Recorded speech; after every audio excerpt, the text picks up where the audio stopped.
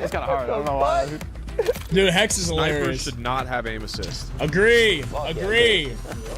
Why would you give a one-shot gun if you freaking aim need- assist, dude? Pam? Yo, Pam? That shit's insane. Nah, especially on PC, you got 300 frames, 300 hertz monitors, bro. Aim assist on it, guaranteed kill, bro. The software shooting for you at that point. The software shooting. Aim assist should not be on snipers. If anybody agrees with that or disagrees with that, I don't know. I don't know what to tell you. It's like, it's so broken. Shoulder. You can't. Just dead. So the aimbot. And there's more aim assist on the snipers than the regular guns. It makes 0 sense because it's literally a one-shot Hardpoint. fucking bazooka. Is that fast? Secure the objective. Whoa. They need to change that shit. Got the hard There's point. more. I'm letting you. Leads are. Stay on task. Whenever you're aimed at, like low, yeah, but like it's almost impossible to like break through it. Like if somebody is like in front of you and you're trying to swipe against, yeah, like you're like you can't break the iron. It goes with the guy sliding. It's ridiculous. Man, some people love that shit. The Call of Duty community is more toxic than the Battlefield community. Oh my god. Dude, they're both fucking ass, man. There are people in here on COD and the Battlefield that are just absolute assholes, bro. Neutral. Stay neutral. Dude, the Battlefield community was going in. Falling behind, Black Ops. I'm not gonna lie, the Battlefield community had Hardpoint reason lockdown. though, because a lot of COD players are going over to their game first time ever because Call of Duty has been so ass. So the Battlefield players were just standing their ground saying, you guys cannot fucking make this like COD, because a lot of streamers were trying to make Battlefield like Call of Duty. So I understand, I would kind of agree because COD wanted to change their game, Battlefield never went to COD and wants to change their game, in my opinion. So I would agree with this actually. I would disagree with Scump 100%.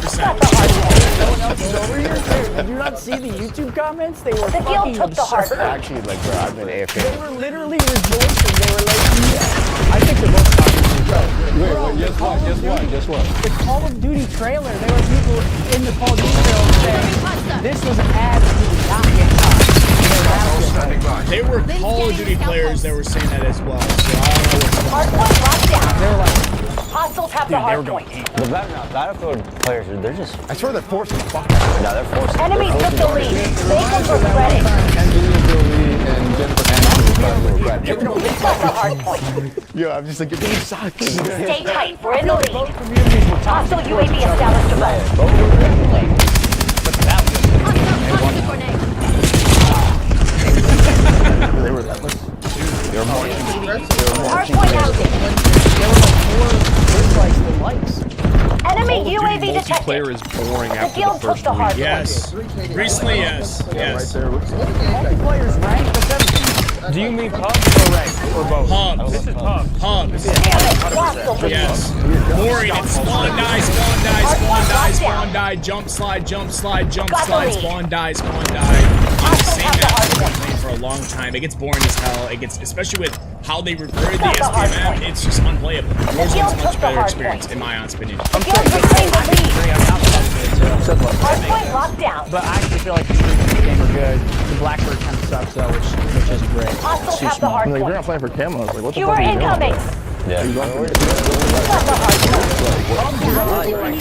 Hardpoint identified. Maybe we grew up with. The guild took the hard point. It's longer because of the race. Like, if I do my camo grind, the first couple weeks, I'm gonna have to fucking.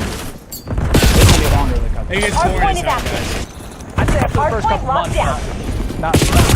Wait, CDL players need to stream and make content for the CDL to Hostile be UAV successful. established above. Nah, I think it's whatever. I would agree. The problem with CDL players, and I watch a lot of this, is none of them have any personalities. And they're very, like, you came in, even them streaming, they don't talk to chat, you can barely, I mean, I'm not gonna lie, like, Hercules, if he streams, I would never watch him. I would never watch him unless I want to watch, like, one gameplay of his, because he has no personality.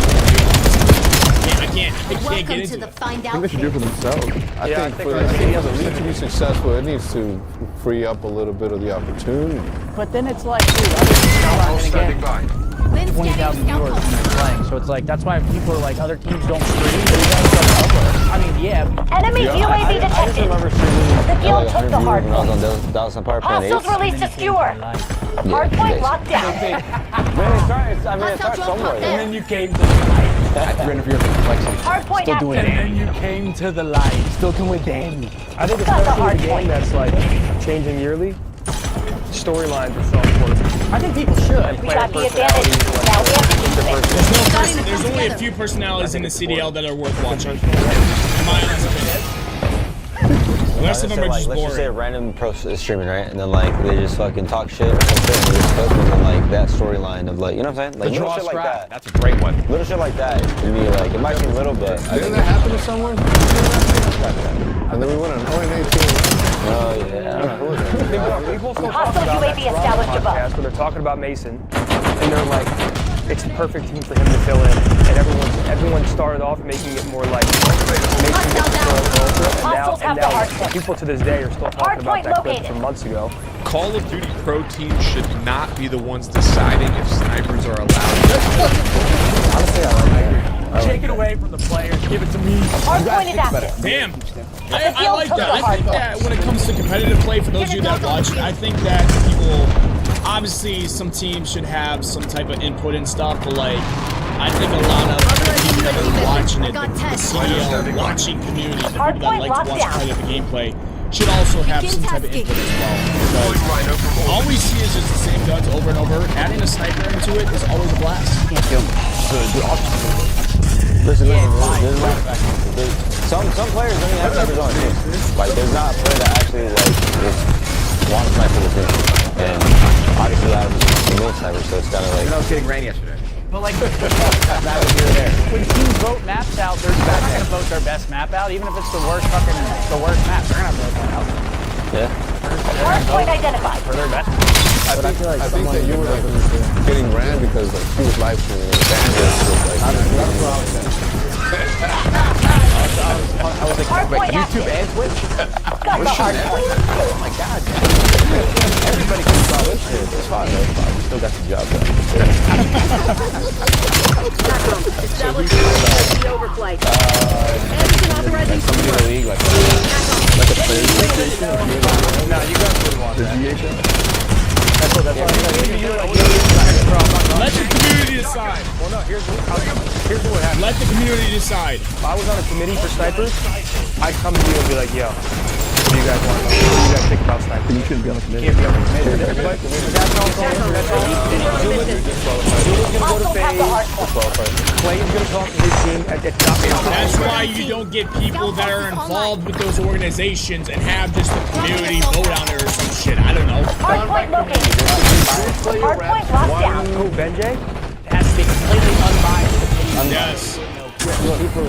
Enemy UAV detected. Hard point is active. MW2, The MW2. guild took the hard point. Got the hard point.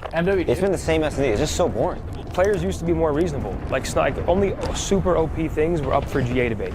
Somewhere along the way with the new gen, everything became GA. Hostiles have the hard Everything point. became GA. Everything's GA. Everything is like, oh my god, that gun's OP. Okay, we're only gonna use one SMG, one AR, no snipers allowed. It's boring as fuck to watch. Crazy OP Like, that made sense. the last time I had a fun was fucking, I think in Hostile UAV established above. We did have a lot of fun that game. The sniper was insanely overpowered due to the Agreed. You just hold an angle. Enemy UAV It is detected. insane if there is sniped in with no snipes. I think that is fucking insane. Hard point Like, identified. this game like, looks like not good, not bad. Like it's like neutral. So like I think, I don't know. I think it's viable.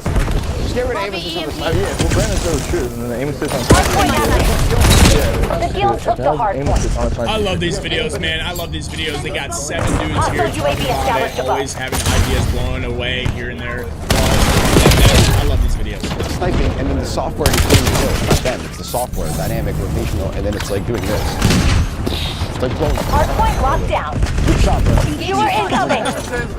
Hostiles have the hard point. Spiderweb, fine tune this, fine tune that. That's where we all went wrong. Like, this is your. This is dynamic. I can do it 3 cents. 3 cents, dude. Fucking slow, medium, and fast. We should GA dynamic. That's Got the hard point. The guild took the GA hard it, point. man. Dynamic's broken. If you're not running dynamic aim assist, what are you doing? Lock in. Hostile RCXD incoming. Everybody's like, it's almost Hard point located. A $75,000 Hardpoint locked down. online tournament with full pro team should not count as a shit. Hostile dog active. I'm not gonna lie, I don't give a Hardpoint is fuck active. about this. I think that's the last question. If it is, yeah, that's the last Got the hard question. point. About that. Ladies and gentlemen, great video by Optic. I love the input from these guys on some of these questions. But a lot of them also felt a little dishonest at the beginning, talking about, you know, do people get excited for the first 2 weeks of COD no matter what? Like, we need to be a little bit more honest here, in my honest opinion. Because everybody knows, especially recently, all these people are just hyped up any type of Call of Duty, even if they know it's ass, because they want Call of Duty to feel hyped. And that's fine, that's their career, that's what they want to do, but you also need to be real once in a while, and that's all I care about. So, let me know what you guys think in the comment section below. Do you agree with them? Do you disagree with them? Let me know your thoughts on some of these questions. I would love to read the comments and respond to you guys as quick as possible. And, yeah, if you guys enjoy these type of videos, I'll try my best to, you know, if they ever make one in the future, I would love to react to them and give you guys my honest opinion as well. But, you know, I always love seeing a lot of people, a lot of creators, a lot of pro players, expert players, whatever, come together and discuss these type of topics. I always think it's a very good thing. So, hope you guys have a great day. Enjoy the rest of your day. And stay safe. Get some money. Do what you gotta do. I'm out. Peace. This nigga,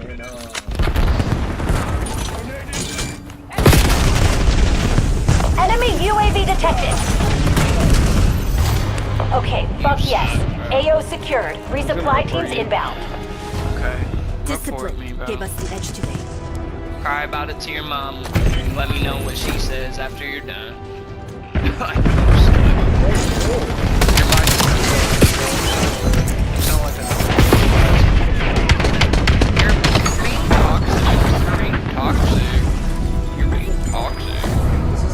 Crybaby ass nigga.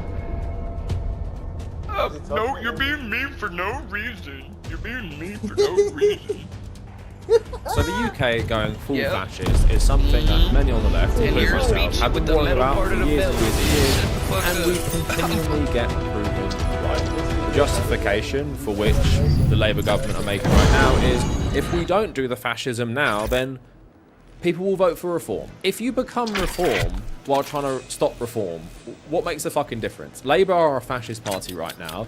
Anyone in the Labour Party, member or MP or councillor, you are a fascist collaborator. And I'm going to show that today, how Labour aren't just turning the UK fully fascist for themselves, which they want to do as well. They are setting up the infrastructure where reform will actually turn us into some sort of Trumpian hellhole. And they're using the issue of immigration, but also asylum seeking, not just people coming for jobs, generally, people fleeing war and persecution. They're using this to whip up more hatred against them and just basically destroy civil liberties in this country. Now, we already saw that with classing Palestine Action as a terror group, and we're seeing right now the trial that's coming up. They're already putting in place extremely pro-Zionist judges to see over them contesting this and stuff like that. So that's bad enough, but don't worry, there's more shit coming where the UK is basically destroying itself. And I said a million times, the game by Ubisoft of all companies, Watch Dogs Legion, was so bang on about what the UK became. I need to go speak to the writers of that game and ask, you know, how do they predict it so accurately? The game is set in 2030 in an authoritarian fascist London, and people have said we're heading to Children of Men, but this feels even more true because of the links between the UK government and big tech, Palantir, and all the surveillance networks, and obviously them bringing in digital ID cards that no one fucking wants. No one fucking wants this, but it's all about authoritarian control because Keir Starmer and the Labour Party are Nazis. And I don't feel an exaggeration in saying that at all, but there's a fun caveat for all of this as well. I've also made videos about woke fascism. Woke fascism is using identity politics to do fascist policies, right? So the perfect example of a combination of this going on for years is Israel, where they capture the hard point. Control the hard point. We are saving LGBT people by destroying another civilization. Well, the UK and Europe are also doing this by saying we cannot let Muslims into our country because they will ruin the tolerant, progressive West. The same people who often say this are extremely hate LGBT people, hate like civil liberties. So I don't even know what we're meant to say here with this whole pivot for fascism to save the West. But yeah, all of this coming up today, I'm not being alarmist, this is true. And if you think I'm exaggerating, if you think I'm a radical, please just listen to the stuff I'm describing to you and think about if someone told you this happened in another country.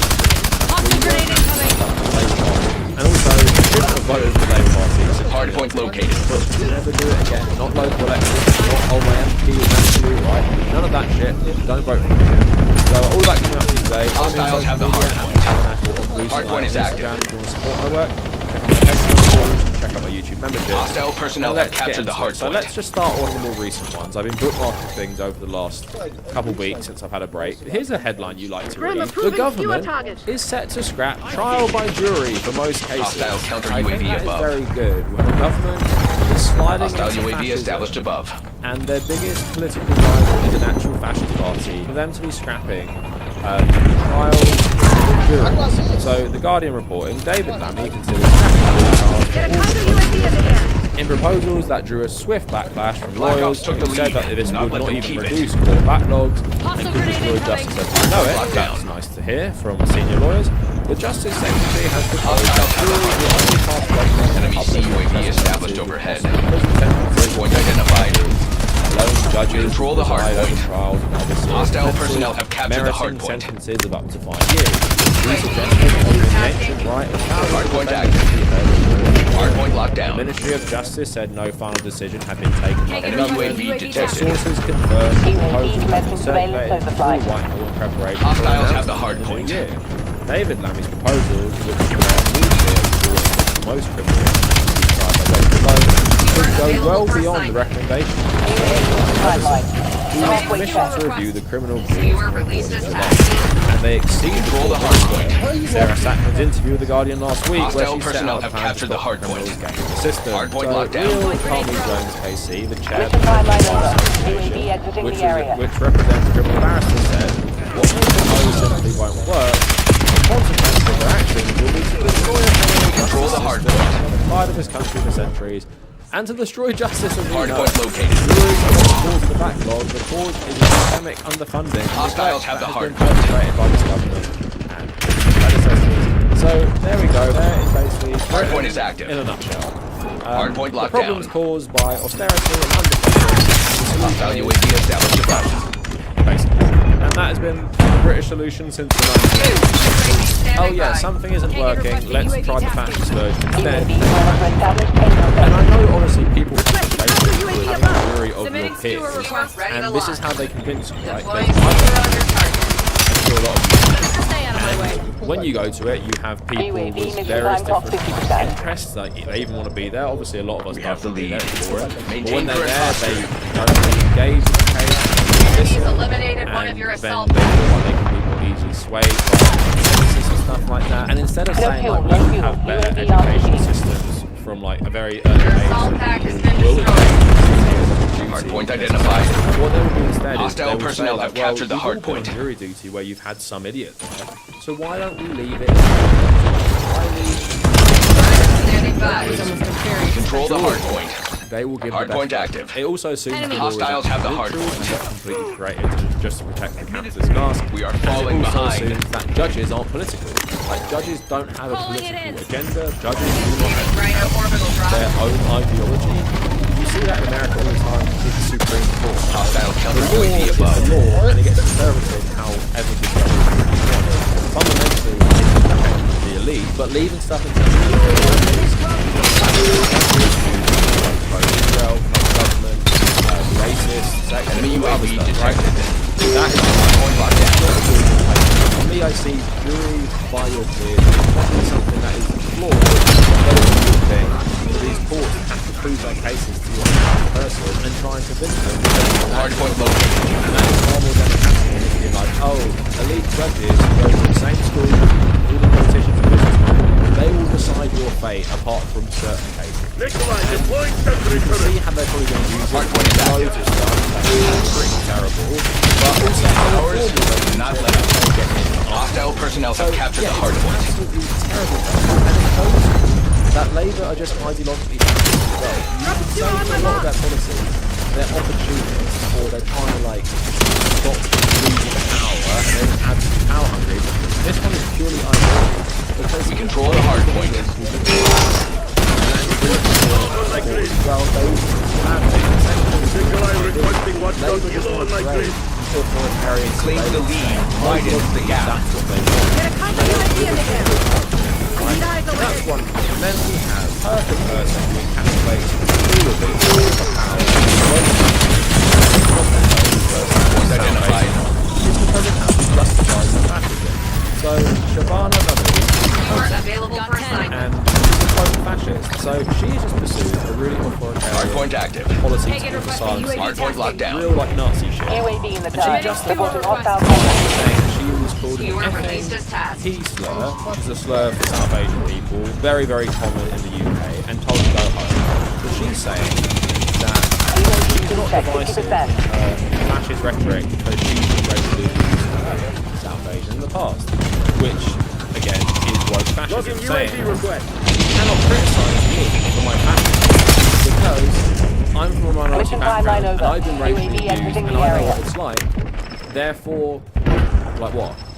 Therefore, you can just be a fascist without consequence. Right? Here's what she's been pursuing. She's been posting shit like, enough, we are restoring order and control and we will unite a divided country.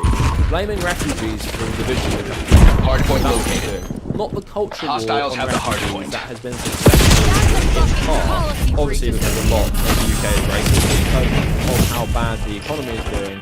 She's Hardpoint is active. Refugees causing the problem. Hostile personnel So, have captured the I am hardpoint. making refugee status temporary, not permanent. Refugee status to become temporary. They would need to reapply to remain in Britain every 2.5 years and return to when their home Control the hardpoint. So, for example, what considered safe means is Syria right now. Is Syria safe for people who are fleeing the Syrian civil war? There are so many sectarian problems there. The answer, probably not safe for a lot of people, especially people who fled. Under these new policies, you'd be deported back to Syria, right? If you fled Syria.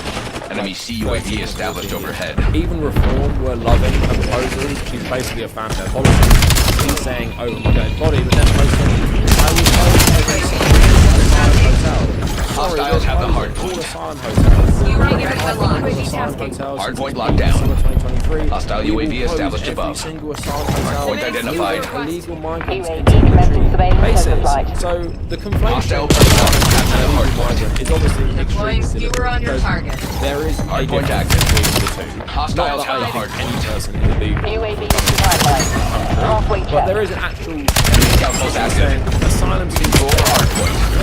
that rhetoric is insane because they sometimes No fuel, no fuel. UAV on fleeing war and persecution and you were forced to stay in a hotel on like 30 or 40 quid a week or something to buy everything you need on work. Is that some sort of luxury? But the framing is, oh, it's a hotel. You're Hostile personnel have captured the hardpoint. and then she's saying, Hardpoint locked down. we're going to close the hotel and then move the legal migrants. Hostiles have the hardpoint. They're blurring the line. Control the They don't hardpoint. give a shit. They want to deport all of them. They want to deport anyone, no matter if you're an illegal migrant. Hardpoint either located. part of Crush them while they're on the war defensive. or you're someone fleeing Syria or fleeing Libya, Palestine. You are actually all the same, and we're going to put Hardpoint is you in active. military. We're going to put you in military base. We're going to lock you up. Hardpoint locked We're down. going to put you in concentration camp. You come back and fight. I say that because I've been racially abused in the past. Again, woke fascism. And don't worry, it gets even worse. He's justifying it by saying dark forces are stirring up anger over immigration. Hostile personnel have So to captured the stop that, hardpoint. you actually buy Control the hardpoint. and you make this country work. He says here, illegal immigration is creating division across the country. It's a broken system. Hostiles have the hardpoint. My job is to find a proper solution. Hardpoint locked down. So, Shabana Mahmood will tomorrow announce that asylum seekers will have their valuable assets like jewellery seized and sold to pay for their accommodation. I will steal your value Hardpoint identified. if you come here fleeing war and Hostile persecution personnel have or captured the defeat hardpoint. society based on a failed policy in the party. Control the hardpoint. A nice elected ticket. Metrics exceed projection. So this is Labour's solution. Demonise asylum seekers, steal their shit, put them in military bases and deport them back to unsafe countries because doing that will save the Bible. It's all the asylum seekers' fault. It's all the refugees. It's not the continuous blasting of Britain since 1980. It's not total austerity from Labour and the Tories. It's not this uniparty who whip up a culture war around immigration to divide us against each other. It's not the elite. It's not this government. It's not this government, aiding the worst crimes against humanity and stripping civil liberties that are causing division. No, it is asylum seekers from Ukraine and Palestine. But Shabana Mahmood is also someone who used to be pro-Palestinian, but she's just power mad and power hungry, and these people do not have principles. I know someone, vaguely, whose family member became like a Labour MP, right, recently, and a vote they did recently was to classify Palestine Action as a terror group. I know vaguely they're pro-Palestinian, right? They did that because they care about power. That's why most Labour MPs, I don't even think they like this shit. They're just fascist collaborators. And if they're using the line that we have to do this or reform will win, who the fuck cares if reform wins? I don't give a shit if reform wins, if that's Labour. Because they're the same. It's the exact same party. It's the uniparty again. The Tories and Labour were always the uniparty, but now it's Labour and Reform are the uniparty, right? It's the exact same shit. We are governed by a one-party state in the UK, a one-party fascist capitalist state. So sum up some more woke fascism. There's this absolute tosser, bellend, Mike Tapp MP, who constantly posts himself eating like proper British food and like, you know, watching the footy and shit like this, but his Twitter feed is an absolute joke. This guy is a Labour MP. It shows you how far Labour have fallen. Like, imagine this guy in Corbyn's Labour. He's been obviously retweeting Shabana, posting loads of crap, like anti-migrant crap, talking about restoring order and control, talking about the country being open and tolerant, but talking about we need to control our borders and how it's destroying the UK. So he posts shit like, deport, deport, deport. We don't want sexual offenders and violent criminals here. Again, the conflation of people who've done bad things and asylum seekers and migrants and just general migrants as well. It's on purpose. They just want to deport everyone. And again, he retweets the Home Office saying dangerous foreign criminals and school boats are these the same things? Are the children and young people coming across on school boats all dangerous foreign criminals? Of course they are, but there's a reason they're putting everything together. And then this absolute balance has been going along with immigration forces to, like, on boats and shit. Firm there for Britain, it's a policy. But then you put shit like this just above it. If a politician can't call out racism, you're an absolute fucking racist yourself. Your tweet before being racist.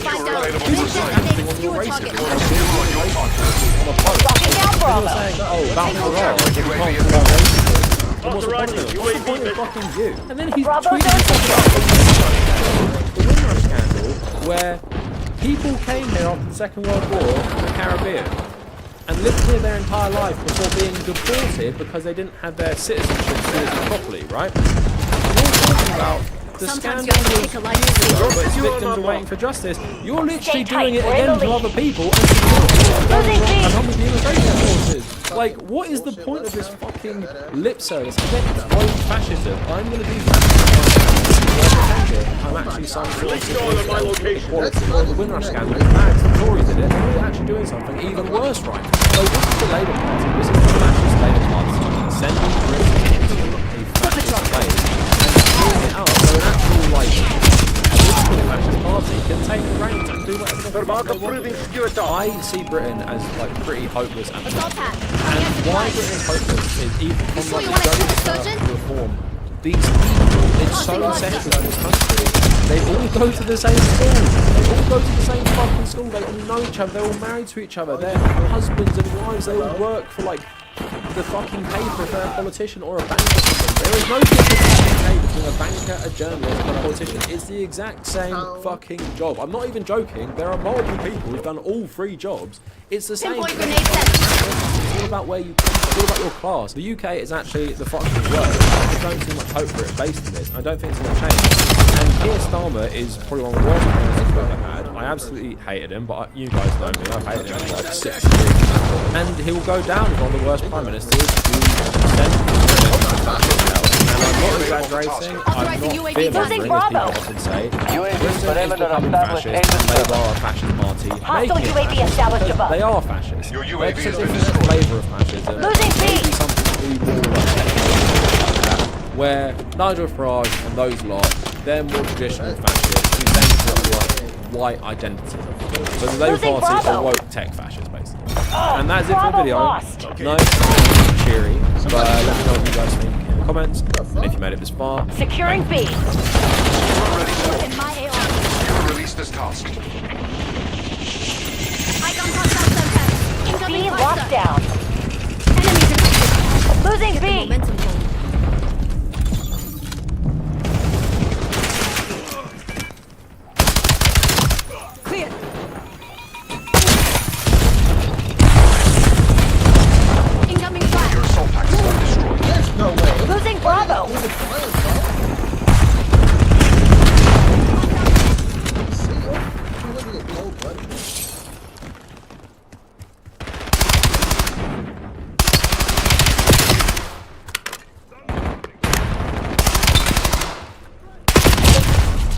This nigga only had 25 weapons. Did he get a headshot? I think no, because I keep getting 3 shots. He got 2.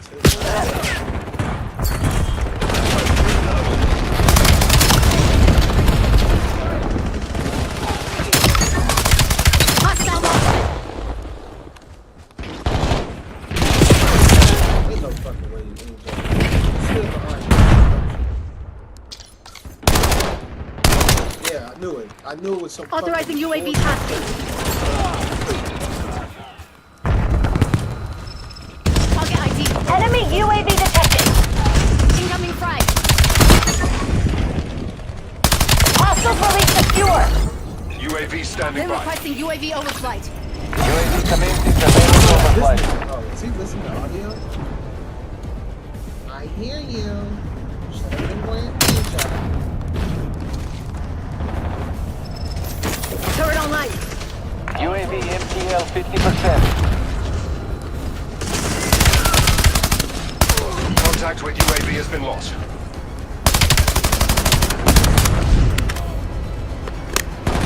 Your assault pack has been destroyed.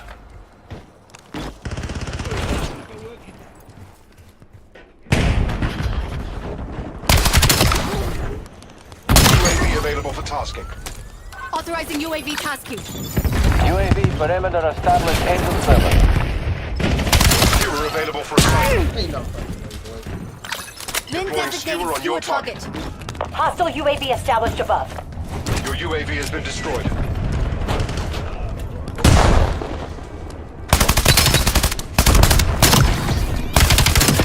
No pulse.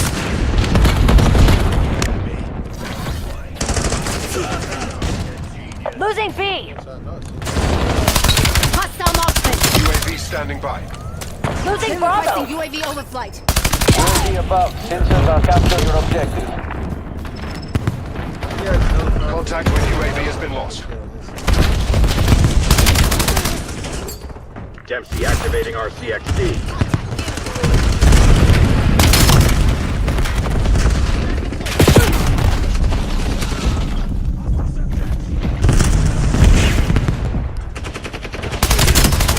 Hostile cluster grenade.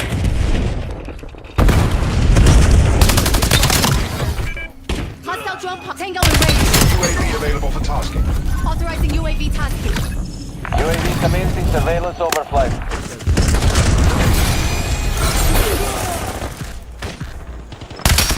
You are ready to launch. 5 down. Deployed squad in You my will release hill. this task. Losing B. Sometimes you have to take UAV a life fuel to check save 50%. UAV has been destroyed. No, Hostile marksman. Semtex. Front.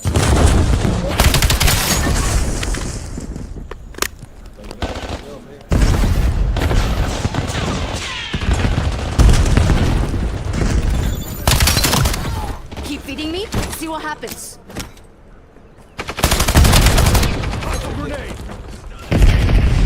Then requesting UAV overflight.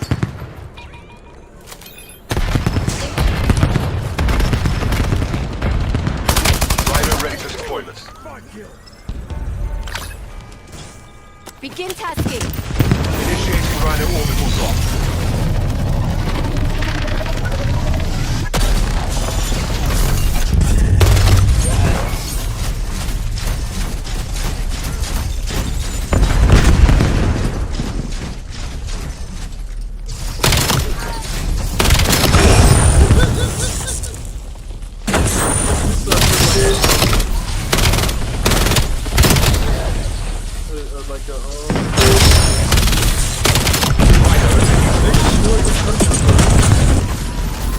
We're losing Charlie.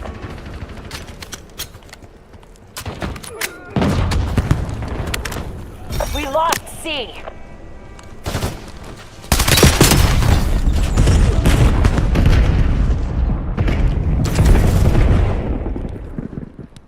You are incoming. Then UAV requesting standing UAV by. overflight.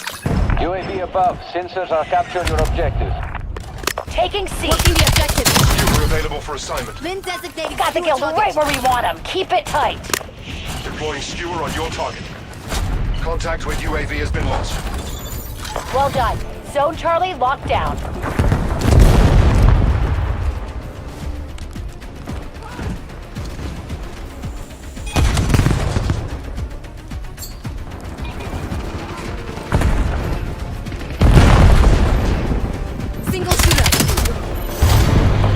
teams are bugging out. Figure out what they were hiding. Clean one. They never stood a chance.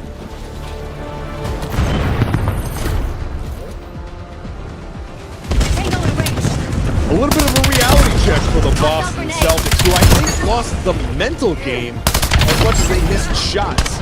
Plus, a rant coming up right now on the Locked On Celtics podcast. Yup. Beantown, be ever ready. It's the C's. Who else could it be? What they gon' say now? Screaming like JT Corrales. We kept the madness every game, every practice. Prime time, Depp and D White on the sideline. Rain and Jace, how it started, raising business, how we finished. Locked on Celtics pod, home of the winners. Welcome back to the Locked On Celtics podcast, right here on the Locked On Podcast Network, where it's your team every day. Your team is the Boston Celtics, and I talk about them every Monday through Friday, right here for free on the #1 Celtics podcast, on the #1 sports podcast network Tons on the of planet. players So have thank you. reported being scammed out of hundreds of dollars just trying to get their hands on a 2K script. I mean, they got scripts for everything: dribbling, shooting, defense. I tell you what, how about you just put your controller down, go get yourself a bag of popcorn and a soda, and just sit back on the couch and watch the game play for you. Ultimately, that's exactly what's happening. The game is dribbling for you, playing defense for you, and instant greening your shots.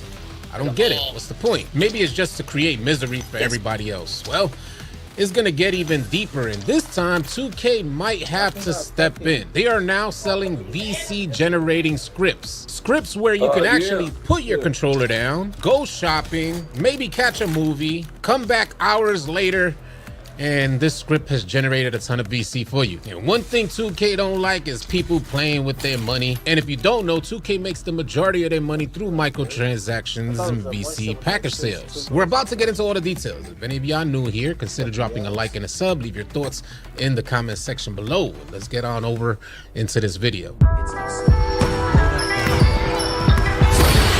Couple of you over the last year or two who have been actually mentioning this MC and inviting me to listen, which I have, and I'm glad I have. Hardpoint. Mick Jenkins is Secure the dope, objective. talented MC, cares about lyricism, is no dummy, and has created a career for himself that sounds, to be perfectly honest, on a personal level, a little bit envy-inspiring.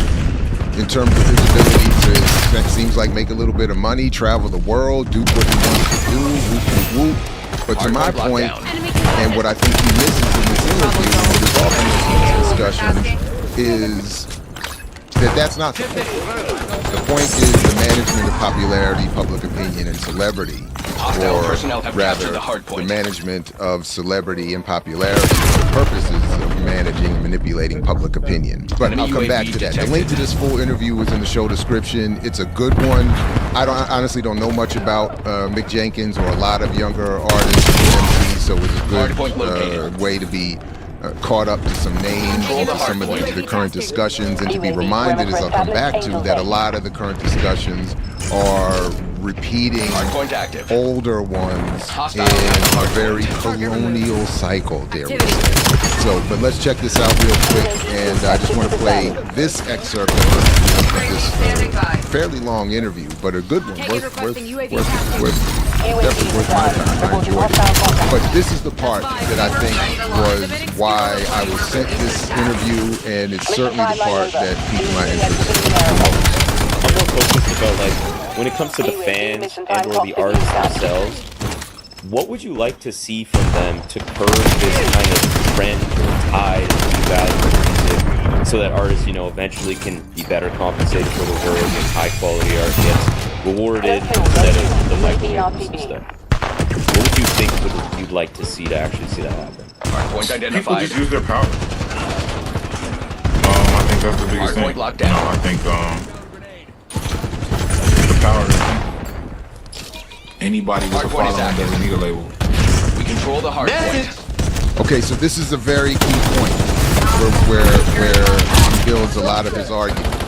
Those who have a following don't need a label. Pinpoint grenade thrown. And this is something that I think has been missed, and I've certainly disagreed with it. For many years, it was a point of contention around my own work in some cases. I mix what I like, mixtape manifesto, but the point being that many struggle to evolve the kinds of followers that generate the kinds of money he ends up talking about he's able to make without. And going back to my recent video discussing, covering what the CEO of Warner Music was admitting and acknowledging, at least to promote his own company, and in somewhat of a contradiction causing me to agree with him, is that the intentionally created digital media space that allows for an endless amount of content creation makes it even more necessary than once upon a time to align yourself with one of these major labels if the goal is popularity and celebrity. So what he's saying here about, that is what Mick Jenkins is saying here about developing a following or an audience, is all relative. But if we're talking about pop, celebrity, sustained long careers, the likelihood of reaching that without a label is none. Not right. There is no sustained celebrity without the institutions of the society supporting you, and that's often related to the political purpose and function that whatever artist or academic, journalist, pundit, podcaster, etc. is playing. So I just wanted to quickly point that out, that I think this is where he builds from a point that I think needs to be parsed out a little bit more and better. That is, how do you develop a following without the push of the industry? I think if you saw, for real, if you saw 20 artists exclusively drop their music on somewhere else, that would be quick. So again, he's talking about the kind of thing that we often hear in terms of professional sports. If the top NBA players decided to break off and start their own league, it would be a problem. And he's saying here, maybe not the biggest celebrity rap or biggest pop star rappers or artists, but if a number of top artists were to break away from releasing their music on dominant platforms or through industry outlets, that it would become a problem for the industry. That I don't actually agree with, because the popularity that those artists currently have could be easily swapped out through the industry involvement in promoting other artists that it owns. And then those artists that walk away will just be more or less marginalized. And one thing that he doesn't talk about as an example that I think would have been a good one is the last Black Star album, where Talib and Yassine decided to release it through a non-traditional platform. And as good as the album may be, it's going to reach a smaller audience. So they may, and this will come back to in a minute, they may end up making more money in the long run, going, as he talks about, more direct to the customer, or having a smaller label be involved. But the amount of units sold and the level of popularity reached will be far lower. So this is, and again, shout out to Baruch Gottlieb for coining this for me. But my iron triangle, I think, still holds, and I'm not aware of any exception to the rule. You cannot be rich, famous, and radically political and sustain any of them.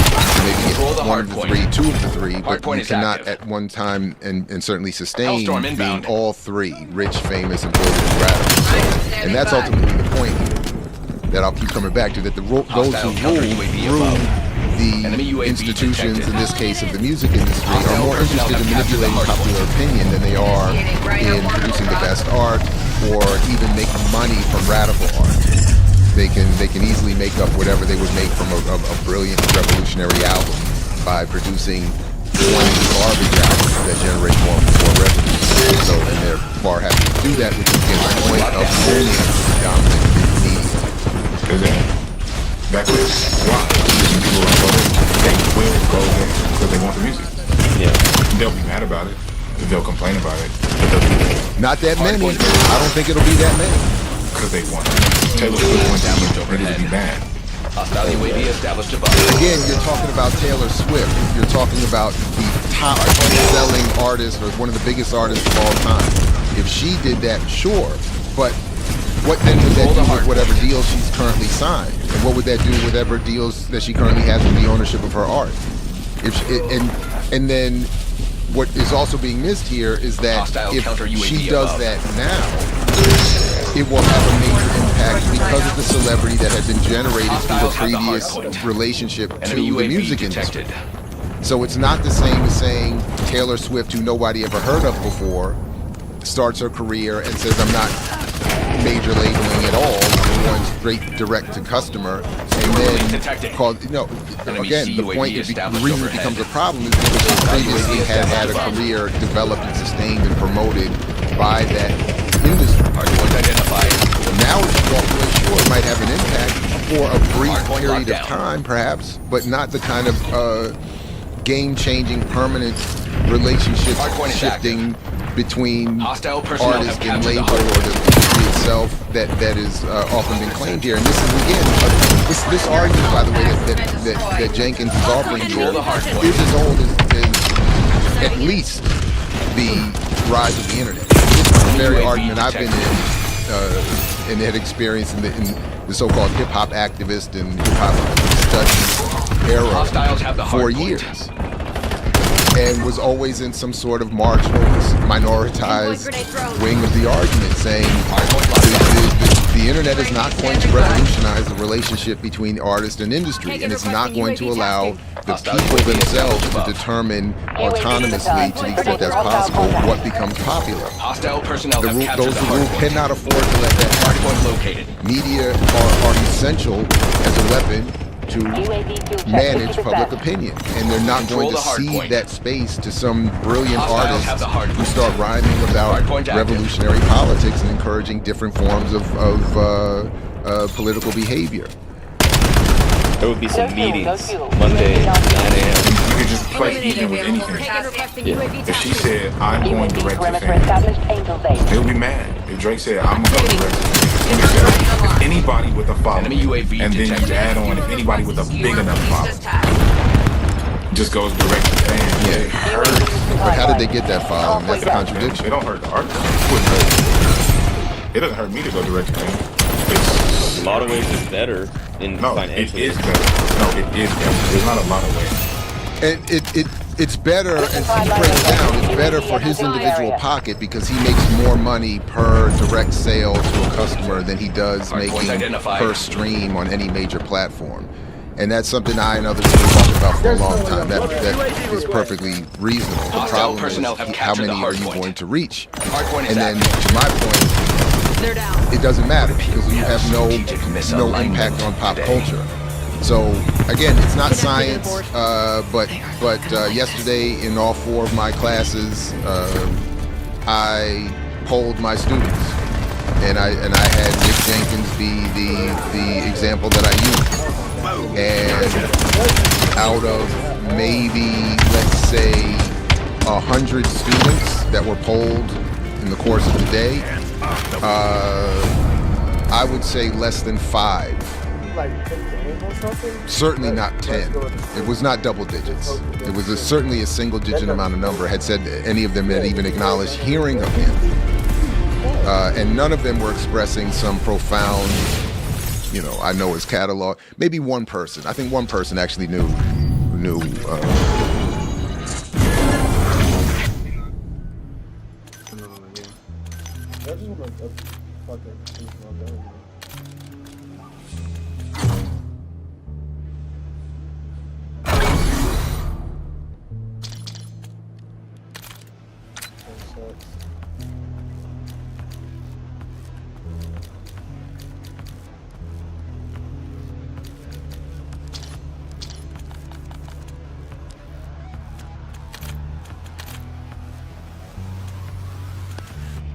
I thought it was like 80 for a second. It's like, damn. 0.44. Yeah, I'm running over to 2.90 now. Fighting my fucking life. EKIA. I like how they lie to you. Wait, where you go? What's that one name? You can see like other shit.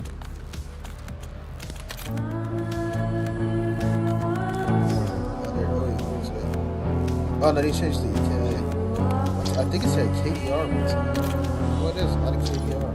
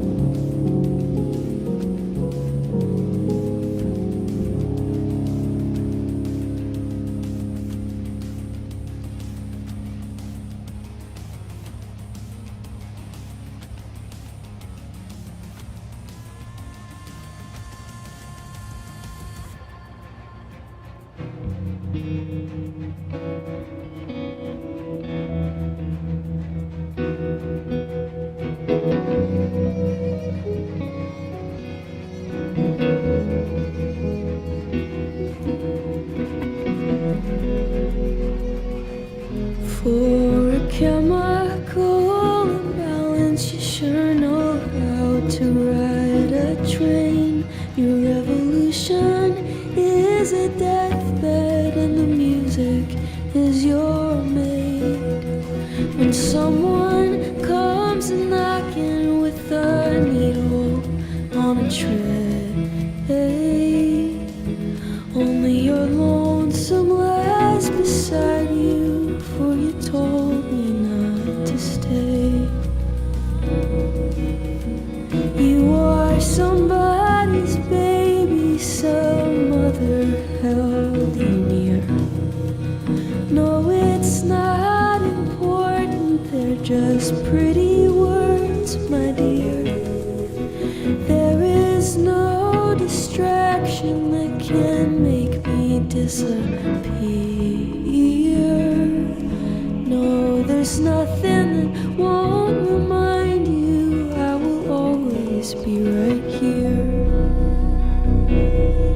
And you spit the blood back, baby. I'm amazed that you're alright.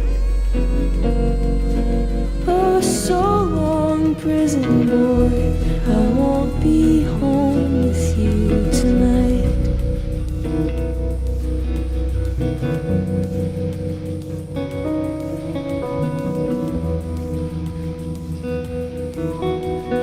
We're both very sick, our muscles all worn down. It's as if we are 100. No, I won't still be around, because I've fallen, yes, I've fallen right into the love I found.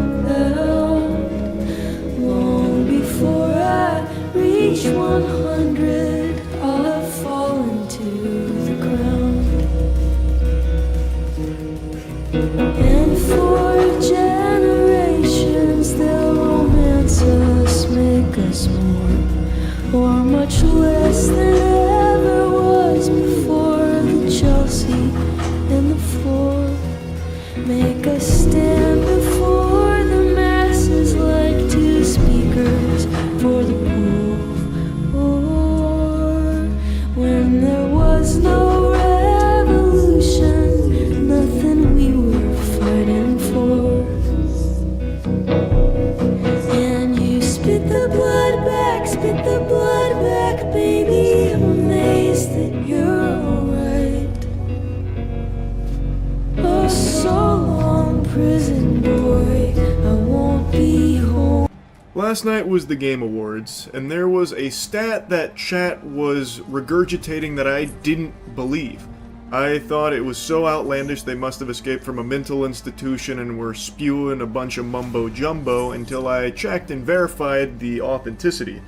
The claim was that last year's Game Awards had higher viewership than the Super Bowl. And I said, well, that's a bunch of fiddlesticks, no way. Super Bowl had like 120-something million viewers. It was like the most watched Super Bowl ever. No way the Game Awards beat that. Turns out it did. Jeff Keighley hung his hog on the Super Bowl numbers. 154 million global viewers. Now, Super Bowl is an event that mainly only Americans care about. I get that. Game Awards is international.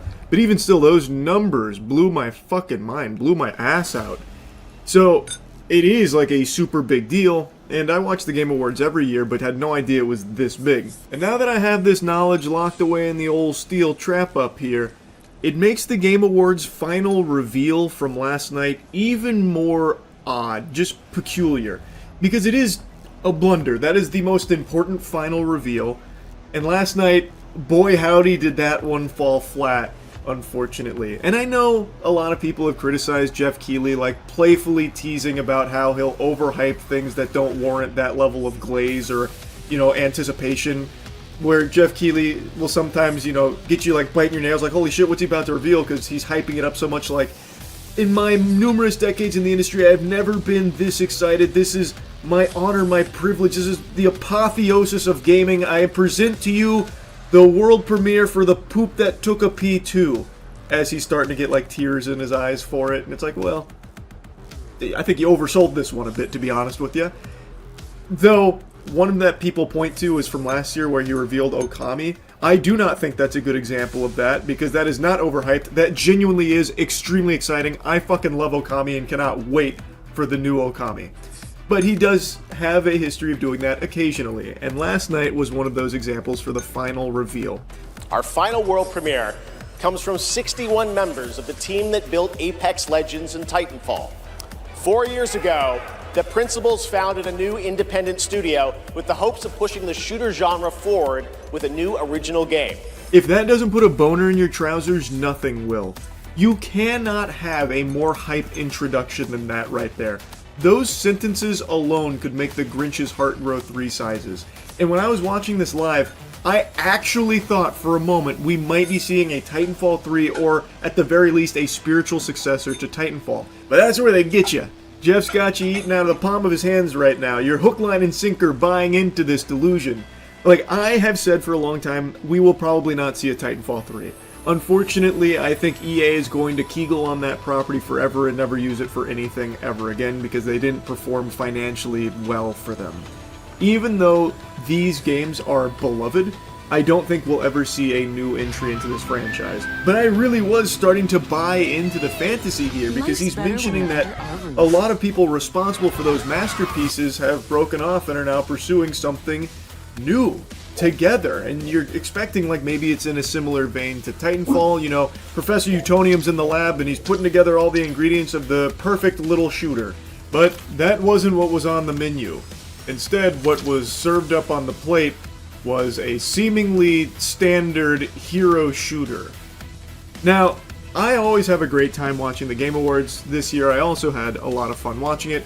I just really don't understand why they would save this game as their final reveal, which is like always the most important reveal because it's the one that sticks with the viewers the longest. And it's usually reserved for the one that's gonna fucking have them, you know, gushing grannies. And having a generic hero shooter be in that place feels really odd, and a lot of people have been kind of clowning on it for it.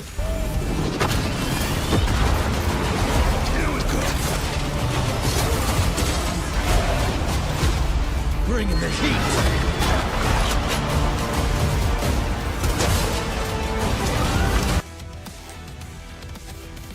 You all for being everydayers and making this show what it is. If you're new to the show, I'm John Corrales, beat writer for Boston Sports Journal.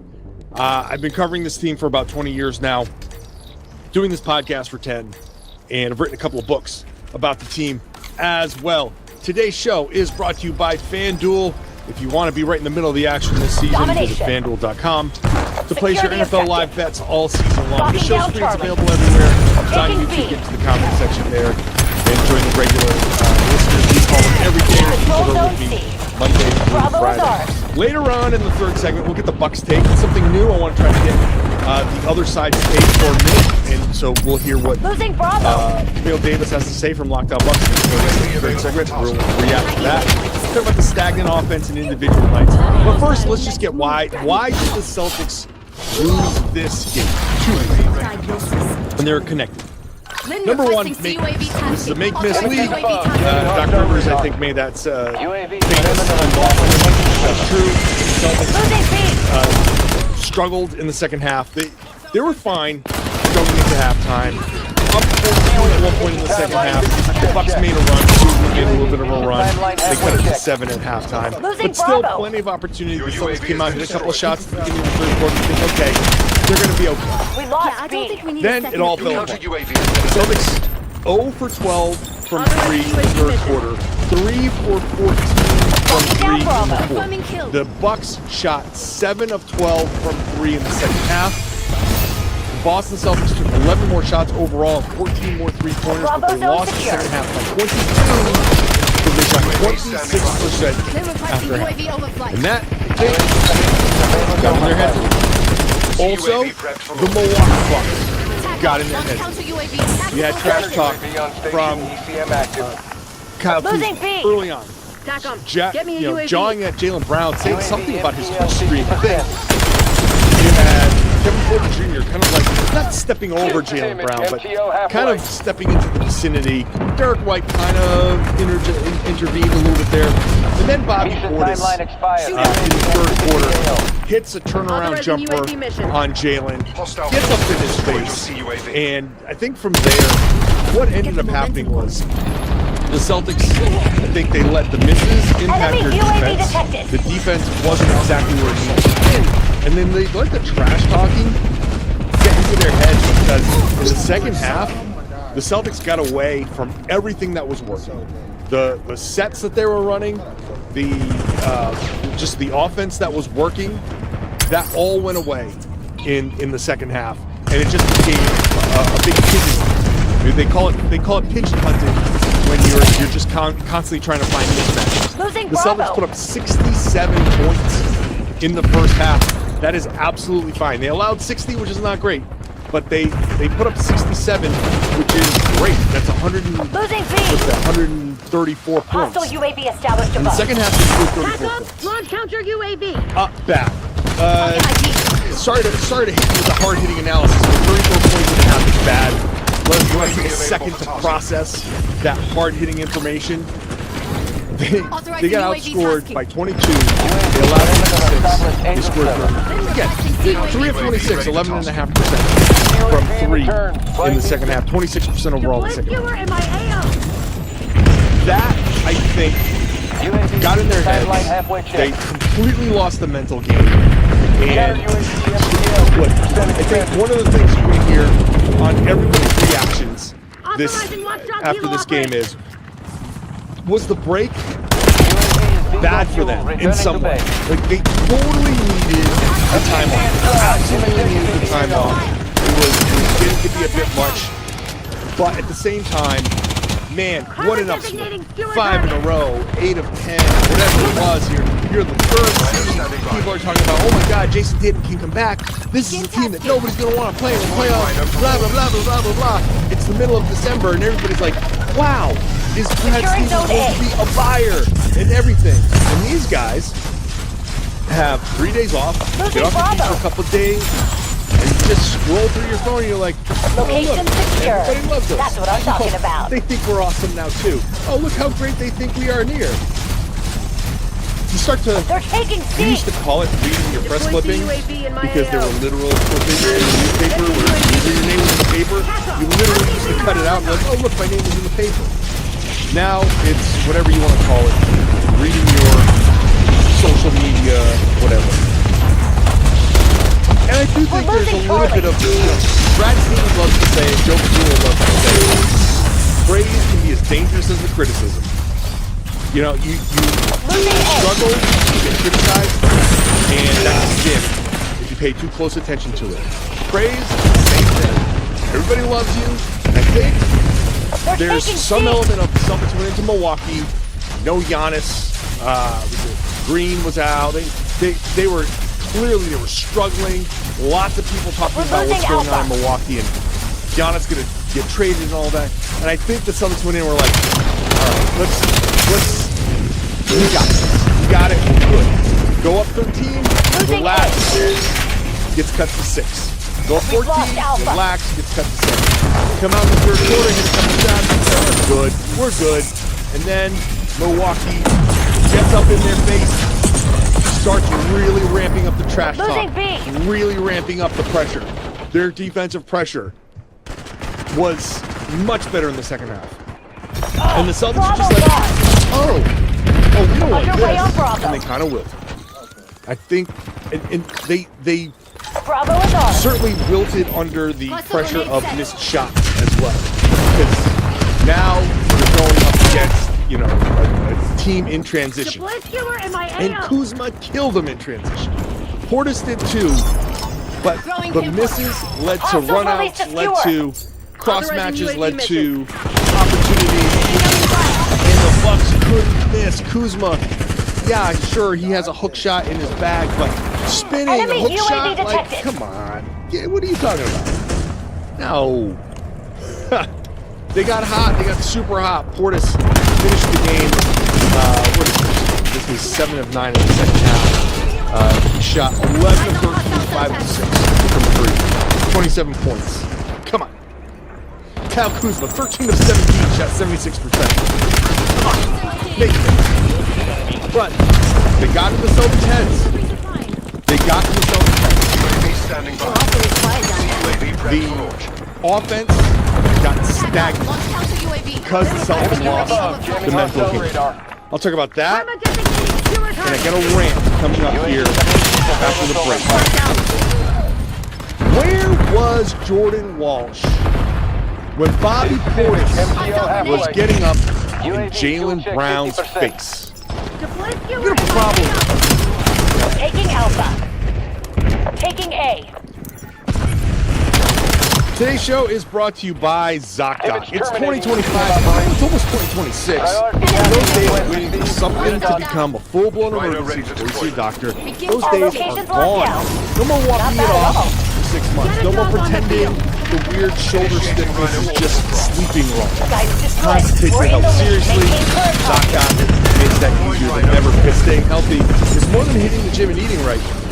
It's actually getting things checked out. Something feels off. Using ZocDoc makes scheduling easier. You can search for in-network doctors and book right in the app. There are real appointment times listed, including same-day visits. No more back-and-forth phone calls or waiting for weeks to be seen. I wait weeks. So it's super helpful for routine checkups and those little issues you need to get checked out. The app is clean and honestly removes all the stress of finding the right doctor. You can get real patient advice, not that. So stop putting off the doctor's appointments. Get the care you need. Go to ZocDoc.com/LockedOnNBA to find an Celtics podcast in the world for $50 for the year. Well, let's get back to this.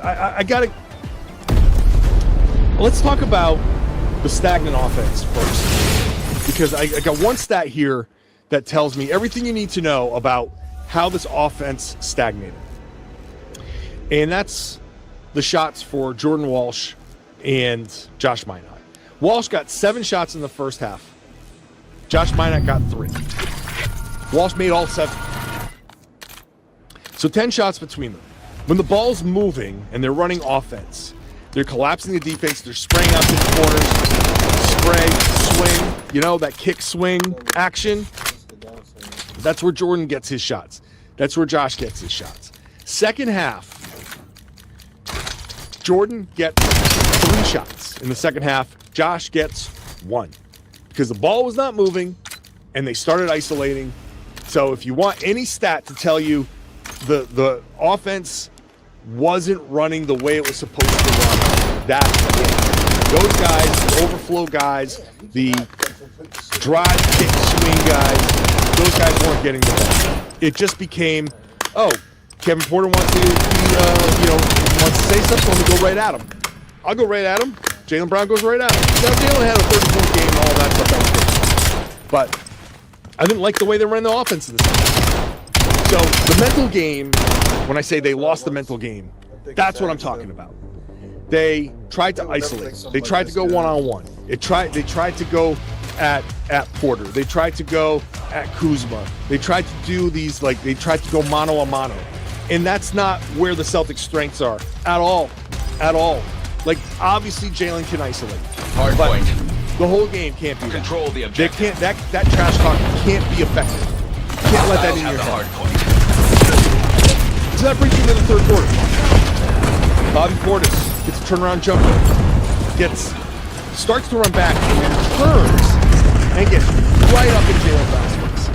I don't know if they're cool with each other. I don't know what's going on. Because Jaylen just kind of gave a weak little push. And they gave the tech to Bobby. Next. What I want to know is Jordan Walsh was right next to the play and running down the court. And I don't know, maybe this is a little too 80s basketball, which lives deep in my soul. And I am, I miss the days of the hard foul, going out there, kind of policing yourselves a little bit. You want to pull this stuff? No problem. Come into the lane again, see what happens. Personnel have captured the hard point. Put a guy on his block before, let him know. You can't be pulling that. We control the hard point. Okay, you can't do that anymore. But it doesn't mean you can let this go. Hard point active. Bobby Portis. Counter UAV fuel. Turn around, hits that shot, goes up in Jaylen Brown's face. Starts whooping, yelling. Cluster grenade out. turns around, they call the tech on him, he doesn't care, he goes down to the other corner, pumping up the crowd, they're pumping him up, he is just on fire. The whole building just rises up. They took complete control in that moment. Where's Jordan Walsh? Remember Summer League? Jordan Walsh? The guy who got ejected? The guy who, somebody, I don't even know who it was, you know, came back at him, he pushed him, did the whole woo! That whole thing, got him to the stage, show that intensity. Where was that guy? Where was that guy? And I know I got mad at him. I got mad at him for getting ejected because he didn't remember that he had 2 techs. Where was that attitude? Where was that in this? Hostile personnel have Your captured the hard point. superstar was getting punked right in front of you. The game was falling out of reach. The moment was there. Bobby Portis was pumping up the crowd. Everybody could see it. It was like an anime, a big ball of energy. I was waiting for like red and blue lightning and him to like power up or something. Where were you? You're the guy. You're supposed to be that guy.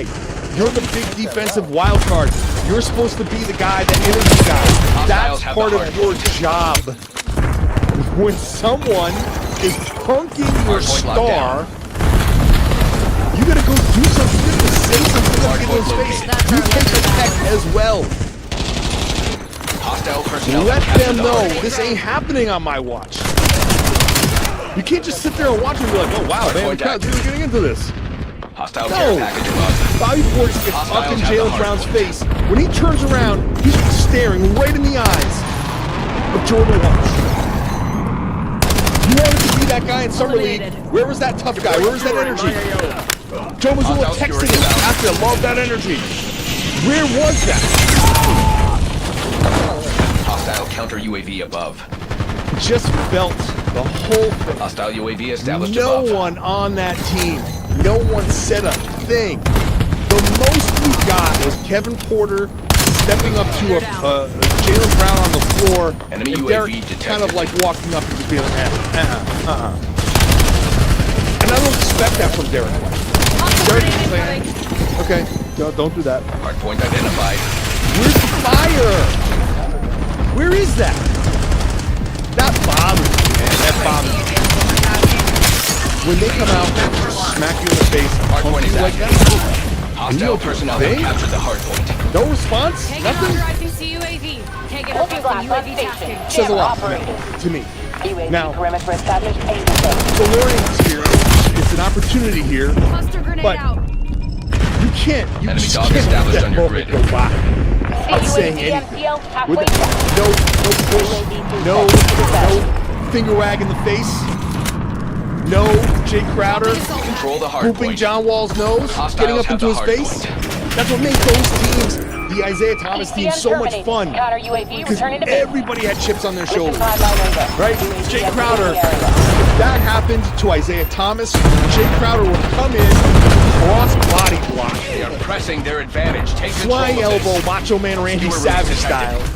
Hardpoint located. They would have done something. Enemy care package They would have detected stood up overhead. for each other. And I'm not saying this in any way to suggest they don't have each other's backs. I know they all love each other.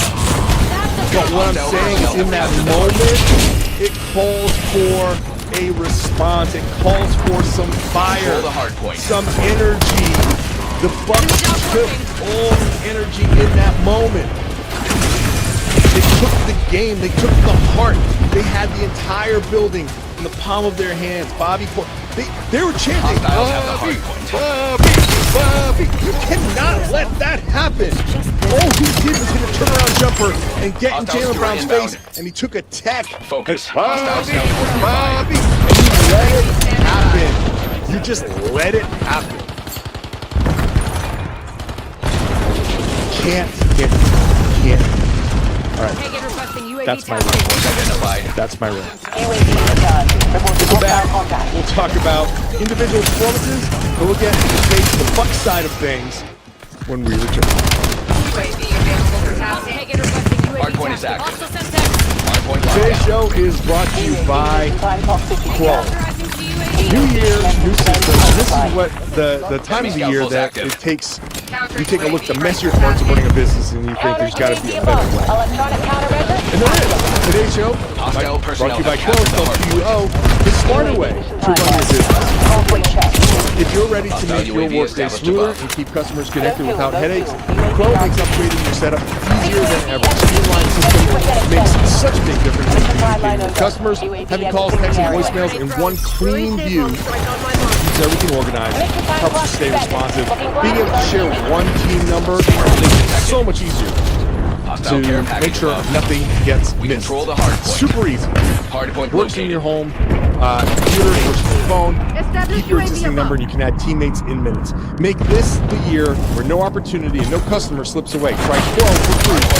Get 20% off your first 6 months when you go to quo.com/LocdownNBA. It's QUO.com/LocdownNBA. Quo, no missed calls, no missed customers. Today's show is also brought to you by FanDuel. Sundays move fast in the NFL, one big play, and suddenly everything feels different. That's what makes live betting with FanDuel so exciting. You're not watching the game, you're reacting to it. You're not just watching the game, you're reacting to it in real time. With FanDuel, you can place bets as the action unfolds, every drive, momentum swings, everything at your fingertips. Live betting is best when the game starts to shift. You get a receiver getting hot, you get Big May getting hot, you have just every opportunity there to bet on the live spreads and the money lines and adjust instantly. You got player props, update as guys heat up. You can bet things like the next touchdown scores, the drive results, totals, all of that stuff. Keeps you locked in on every snap, every drive, every possible. If you want to get into the middle of the action, visit FanDuel.com, place your live bets all season long. When you sign up, make sure you use the tools that are available to you to set your budget, set your limit. They'll ask you right away to do that. Whatever you lose in case you want to hold free. Protect yourself. Do that. They'll stop you. Replenish those funds. Then you can back to it and have fun. Go to FanDuel. Game moves fast. Blessings forever.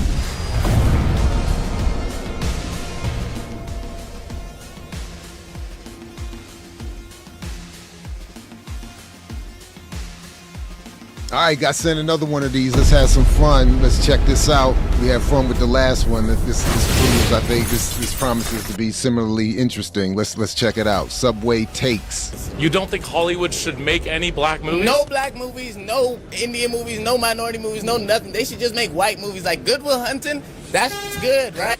Good Will Hunting was the shit. That is a great movie, and I love it. I love it when the Vernon philosophy starts making its rounds even without people being aware of it. Let's go.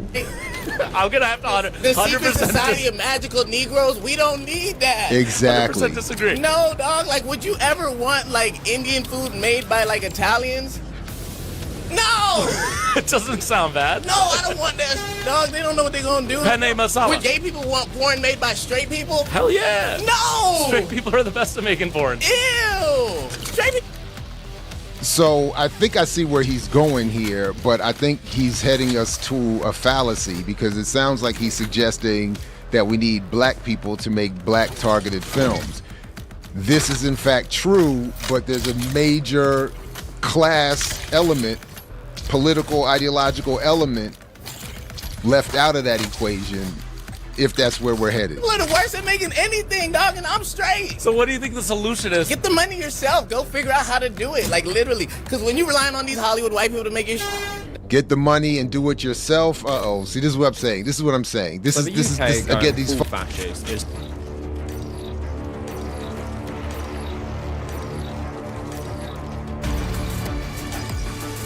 Domination. Move in and execute all mission parameters. Just one of those days, ultimately, like, if you want positives, Jalen is still good, Jordan Walsh is still good. JKA. Taking this objective. We lost. Maybe Mimi, good-ish? Probably not. But he was everybody else. I mean, if you want to talk about him, Simon. 2 of 9 for 7 points. Losing A. He didn't even make his catch and shoot. Like, it's just. Like, what the fuck am I supposed to do? It's hard when you have players on your team that are meant to be offensive role players, and then they don't do that. And you watch the game and you're like, oh, I don't know why this guy's out there. And Simons played 26 minutes today. Granted, he was out there for like stretches where they just needed anything. As you mentioned, like Hauser got 10 shots because they needed literally anything from somebody. So they had to try. But yeah, just bad night for both Pritchard and White to play poorly too. Like this season feels like you've at least gotten one of them. I just think their whole offensive process, yeah, they shot that. I think it was a result of their offense divulging into shit. Like I just think it was bad offense, and so they just like nothing was flowing correctly. Is turned into a before you continue, I want to tell you. Simp. Lando is used as a nostalgia bait plot device. The level of plot contrivance is so extreme that it makes the movie come off as a parody of lazy Hollywood blockbuster style writing. We'll get into all these problems and many more, but to start, let's examine the most obviously dreadful aspect of the somehow return of Palpatine: the pacing. This movie's pacing is so frantic, it feels like a live-action cartoon. Like The Force Awakens, the movie never stops to take a breath. The dynamic intensity never drops below a 9, and it is fucking migraine-inducing. Here is a typical example. Rey has a Force vision while training, but instead of giving the audience time to absorb the moment, there is no need for this dramatic feat. Rey helping the droid achieves nothing in terms of plot or characterization. This plot beat exists solely to keep the dynamic intensity of the movie high. Stuff always has to be happening all the time. I had to coin a noun to describe this kind of scene transition because there are so many of them. So I'll be calling it a JJ jolt because they are designed to jolt the movie back into action when it is in danger of shutting the fuck up for 10 seconds. Here's another instance of a JJ jolt. This is a good chance to build mystery. Let Rey examine these drawings for 20 seconds, maybe discover an image that builds lore and connects to the plot later in the movie, instead of just, here is a picture of the MacGuffin. But instead of that, Rey! Vulcan's back! Here's another JJ jolt. This fleet, what is it, a gift? What is he asking for? From Disney's perspective, the danger here is that the scene might settle into something resembling politics or world building, and it does come perilously close to beginning an intelligent conversation which reveals something of the galaxy's geopolitical state. Disney doesn't like that because there were politics in the prequels, and everyone hates the prequels, right? So JJ tosses a JJ jolt into the scene to shut the conversation down and move along to next thing. What is he asking for in return? Does that... The constant JJ jolts prevent scenes from ending naturally. Instead, a scene is interrupted by the next scene, which is interrupted by the next, and so.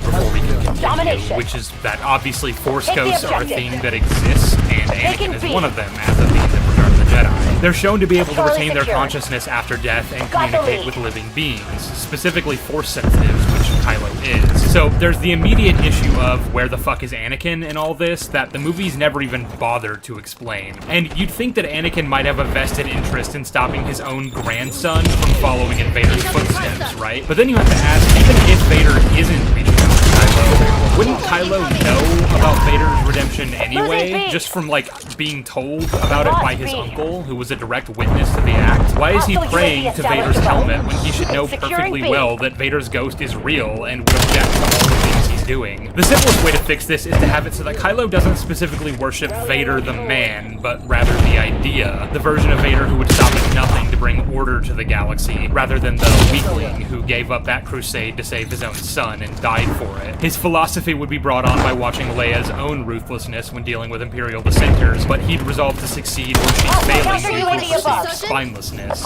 lack of conviction to go the necessary way. So he'd resent his brother for being weak, he'd resent Luke for being a coward and for causing Vader to fail at his destiny.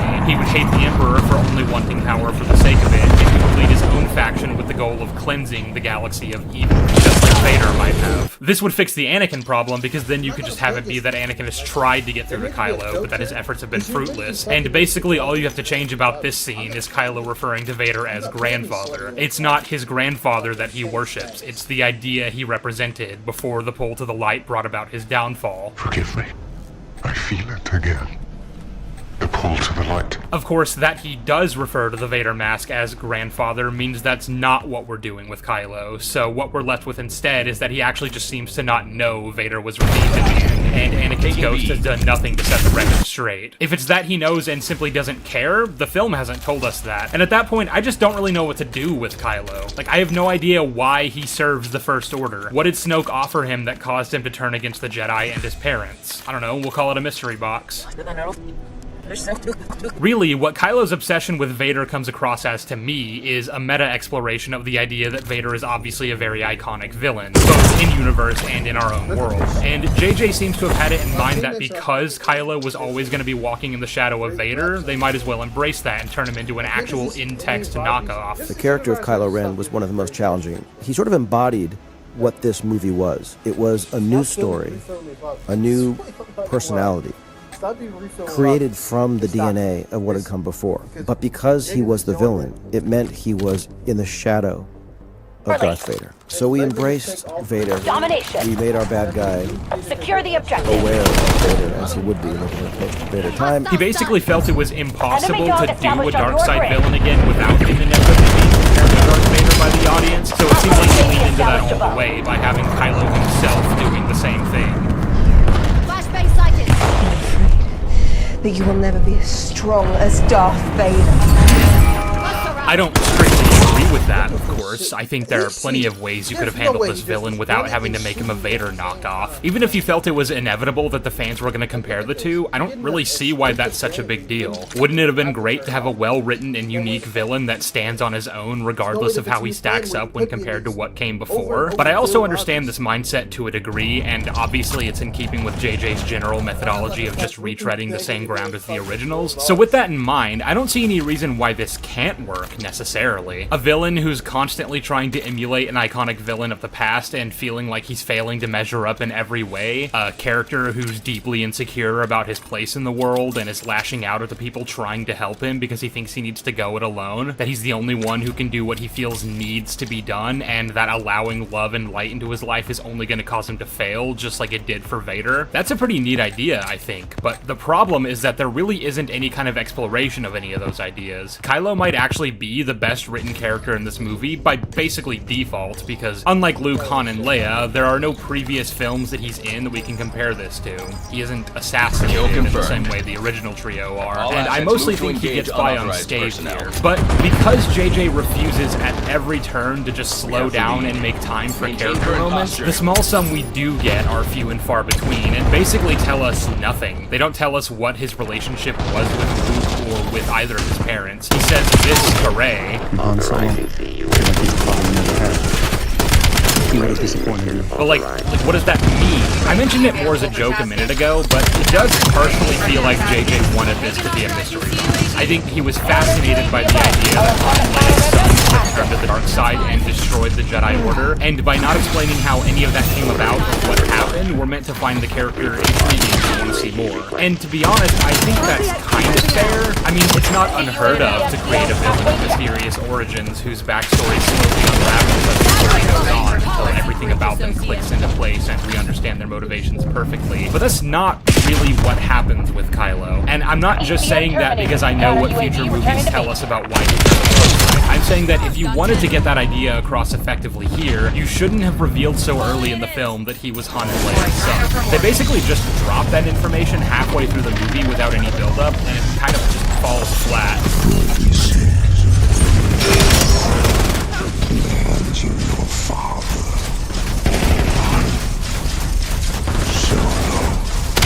Why here? Why did this have to happen here, in some random scene with Snoke? In The Empire Strikes Back, Vader and Palpatine have a conversation about Luke Skywalker and the threat he poses to the Empire. And yes, I'm showing footage of the special edition version right now because A, it's better, and you can all fight me on that, and B, the original version doesn't fit the context of the comparison I'm about to make, which is that Palpatine says this line.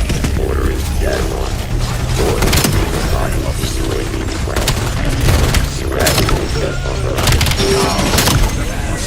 Both of them dance around saying Vader is your son, because obviously that gives away the big reveal, but I also think it works in context since everything about Vader's identity revolves around rejecting the person he used to be, treating it like Anakin was a completely different person.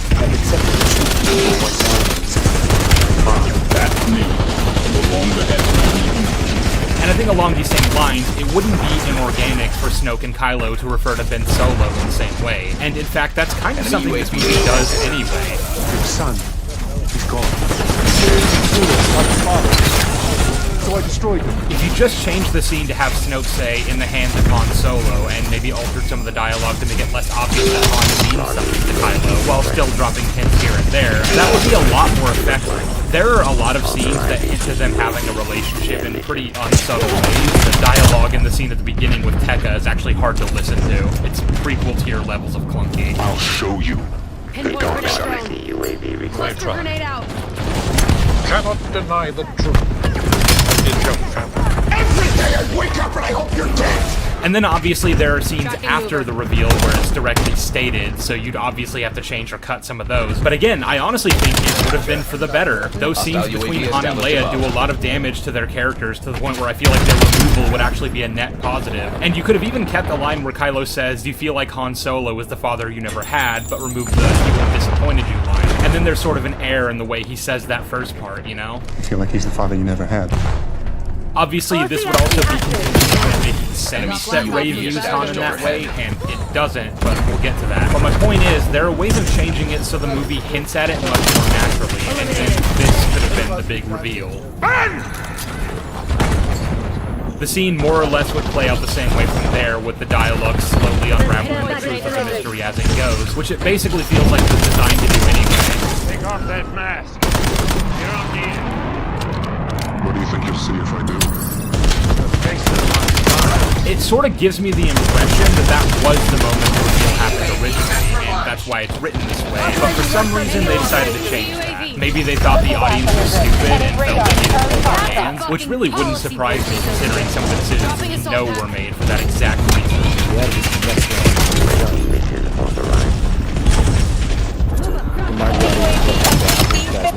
But it's just weird, because for a man obsessed with making everything a mystery box, he had the perfect opportunity right here, and he didn't take it. But anyway, so far we've gone over a lot of the world building, some of the meta reasons behind why things are the way they are in this movie, and discussed the character work for Luke, Han, Leia, and Kylo in about as much depth as I really care. In part 2 of this assessment, I'm going to expand on some of those world building points and go over the plot. But before we can close out this video, there's 2 more characters that need to be discussed, and I'm lumping them together here because a lot of the problems with the way they're handled overlap, and there's a lot to talk about. So without wasting any more time, I'm of course talking about the 2 main protagonists, Rey and Finn. I'm going to take Finn first because he was introduced earlier in the film. Our very first impression is a pretty interesting one as far as on-screen Star Wars goes. In the midst of this opening battle, we suddenly find ourselves following a stormtrooper frantically looking around and panting, unsure of what to do, and knowing only that he wants to be anywhere but here. He just watched his fellow soldier die, and so rather unsubtly visualizes the way he protects him by marking his helmet in blood. Shortly after this, when he and the rest of his team are ordered to fire upon innocent civilians, he's the only one who disobeys. Clearly something is different about him, and it's something his superiors instantly take note of. FN2. Submit your blaster for inspection. This is a pretty powerful introduction to the character. On a meta level, it's fascinating because stormtroopers have never really been anything more than mindless, faceless foot soldiers there to carry out the whims of whatever villain was ordering them around. Without getting into books, comics, or TV shows, that's how stormtroopers have generally been depicted. They can't really be said that the clones were any different. I mean, yeah, a few of them got to show their faces, but what faces? The ones that belong to another man? Someone who actually got to be a character because he was important to the plot? By and large, stormtroopers have always been the cannon fodder of the Imperial Army, ones for the rebels to gun down when necessary. And it's not like any real tears are shed for them because they're the bad guys, right? Our heroes are fighting to liberate the galaxy, and all the stormtroopers stand to threaten that goal. And yeah, that's definitely true. I mean, sure, you can make the argument that the stormtroopers are real people with lives and families that we just don't see. It's not relevant to the story. But at the same time, the stormtroopers who chose to fight for the Empire still chose to fight for the Empire, you know? Whatever their reasons may have been, that was a decision they made, and now they're dying in a war that they didn't necessarily have to get involved in. The same cannot be said for the stormtroopers introduced in the sequel trilogy, as we're explicitly told they didn't get the choice. UAV commencing surveillance overflight. Taken from a family. The UAV MTC 50% expended. My memory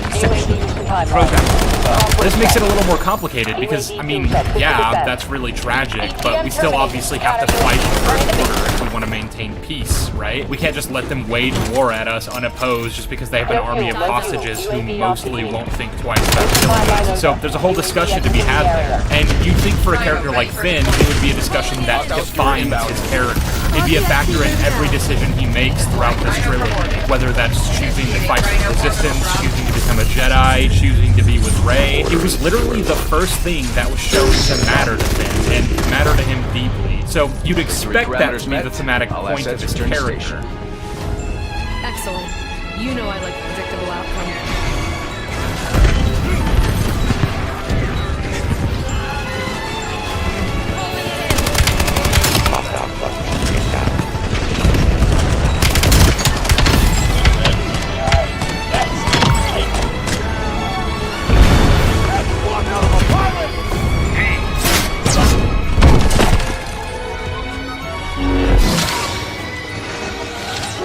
Like I said, it's not really like you have a choice in the matter when it comes to killing stormtroopers, even ones who are objectively victims of the First Order. But, you know, Finn, you could at least care a little that you're doing it. The problem is, this film wants to have its cake and eat it too. JJ wants this to be a fun Star Wars romp where we shoot the bad guys and fly away on the Falcon, but when you take the mindless drones that were stormtroopers and turn them into people who did not choose this existence, you can't just jokingly throw them down a chasm, Wilhelm scream in tow, and expect that to sit right. Especially if the secondary protagonist of this film is meant to have a backstory with any weight. This was a moment of the best friend getting their revenge.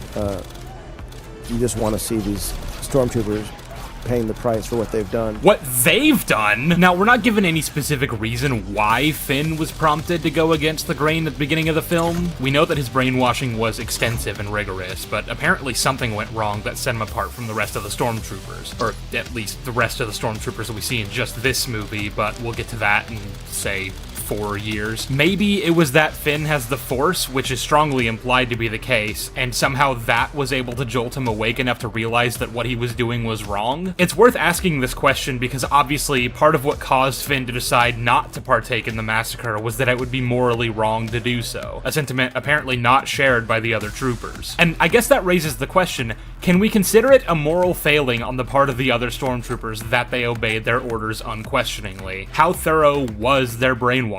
The line is somewhat blurry because the exact nature of Finn's upbringing isn't fully defined, but I'd argue that whether or not the stormtroopers have autonomy over their actions is a necessary thing to establish. If you want me to cheer along with the rest of the characters when the stormtroopers die, I'm gonna need to know that they could have just as easily broken away from the First Order and chose to commit those atrocities in their name anyway. And I'm not saying you can't go in that direction, but it is gonna cause me to ask why, then, is Finn apparently the only exception to this rule?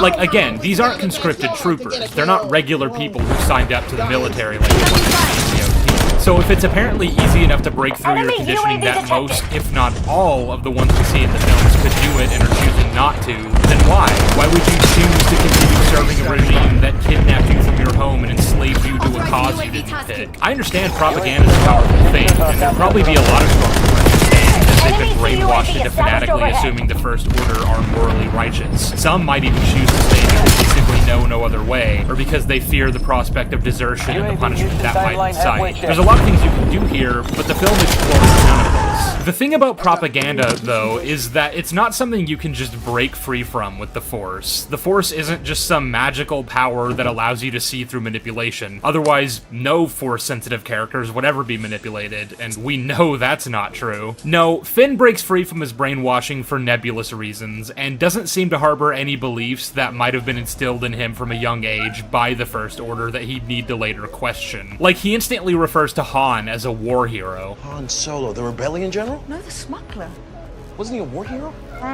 Despite the fact that the only way he'd know anything about Han's rebel exploits would be through whatever the First Order told him, and I don't imagine they'd have very nice things to say about the man. Even just a little moment like him having to catch himself referring to Han as a terrorist and correcting himself would really go a long way. And this is really basic stuff. You don't even need to have been brainwashed particularly hard or put through any rigorous conditioning for you to simply buy into things that you were raised to believe by people you no longer agree with as a grown-up. Having come from a religious background, I myself had to unlearn a lot of things I understood to be true about the world based on a Christian understanding of Earth's history, things that conflict with what's actually shown to be evidently true. I'm not saying I had some traumatic upbringing where I was taught nothing but lies, but that's exactly it. Certain people will instill beliefs or values into you as you grow up, and even after you've broken off from that way of thinking, you often find there are still many things you realize you never reevaluated properly and just carried on believing. All that is to say, if Finn was raised to believe in the First Order's goal of taking over the galaxy by any means necessary, I'm happy for him to start questioning the big stuff. I'm happy for him to see a group of cowering, terrified civilians and decide, no, actually, this is wrong. But that he seems to have completely abandoned any and all beliefs he would have grown up understanding to be true implies one of two things. It's either that the conditioning these stormtroopers undergo just isn't very good, which calls a lot of things into question that we've already been over, and is generally depicted as not the case by the film. Or, more simply, JJ wanted to play with the concept that he had no intention of going into any meaningful depth on, and it's caused a lot of narrative issues. It's made it so that we're left wondering just how conscious and in control of their own actions these stormtroopers actually are, and more importantly, it's made Finn into a muddled, inconsistent character. Because really, it goes beyond just the fact that he doesn't seem to care when his brothers get killed, doesn't mourn for them even as the rest of our heroes cheer at whatever victory was achieved by the loss of so many lives. It's that once he's free from the First Order, he's just kind of a normal person. He's a little socially awkward, I guess, if you could really even call it that, but honestly, he's basically just a regular, well-adjusted guy trying to get away from it all. And you'd expect someone with his past to be a lot more traumatized and emotionally stunted. You'd imagine he'd have a lot more trouble fitting in with the rest of the world, and that he might even be drawn to Rey precisely because he thinks she values isolation, which is all he wants. And actually, that makes for a good segue to talk about Rey. I promise there's a lot more to say about Finn, I'm not done with him yet, but to fully realize those points, we need to shift focus for a second and get into her. So, like Finn, Rey actually has a pretty good introduction. It's not quite as impactful as his, but it's a very nice, wordless trek through her day that gets a lot of very important information across about her character, and it does so rather efficiently. It tells us that she's a deeply lonely person who spent many years stranded in a place she didn't choose, waiting for her life to begin. Despite what I said a second ago, she actually doesn't value isolation. She wants desperately to leave this place and go on adventures, to be part of something exciting, but she can't bring herself to leave because of a misguided refusal to accept that the parents who abandoned her there are never coming back.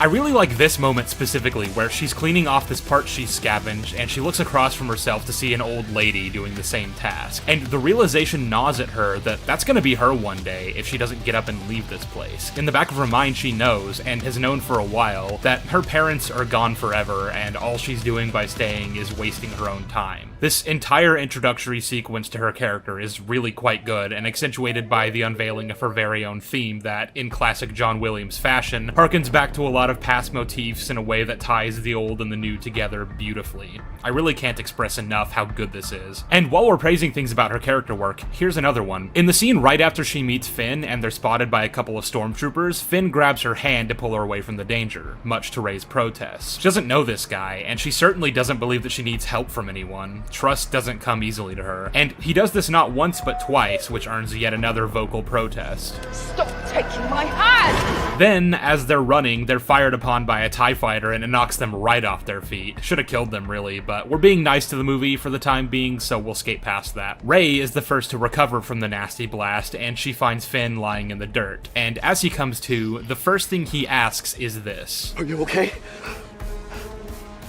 Yeah.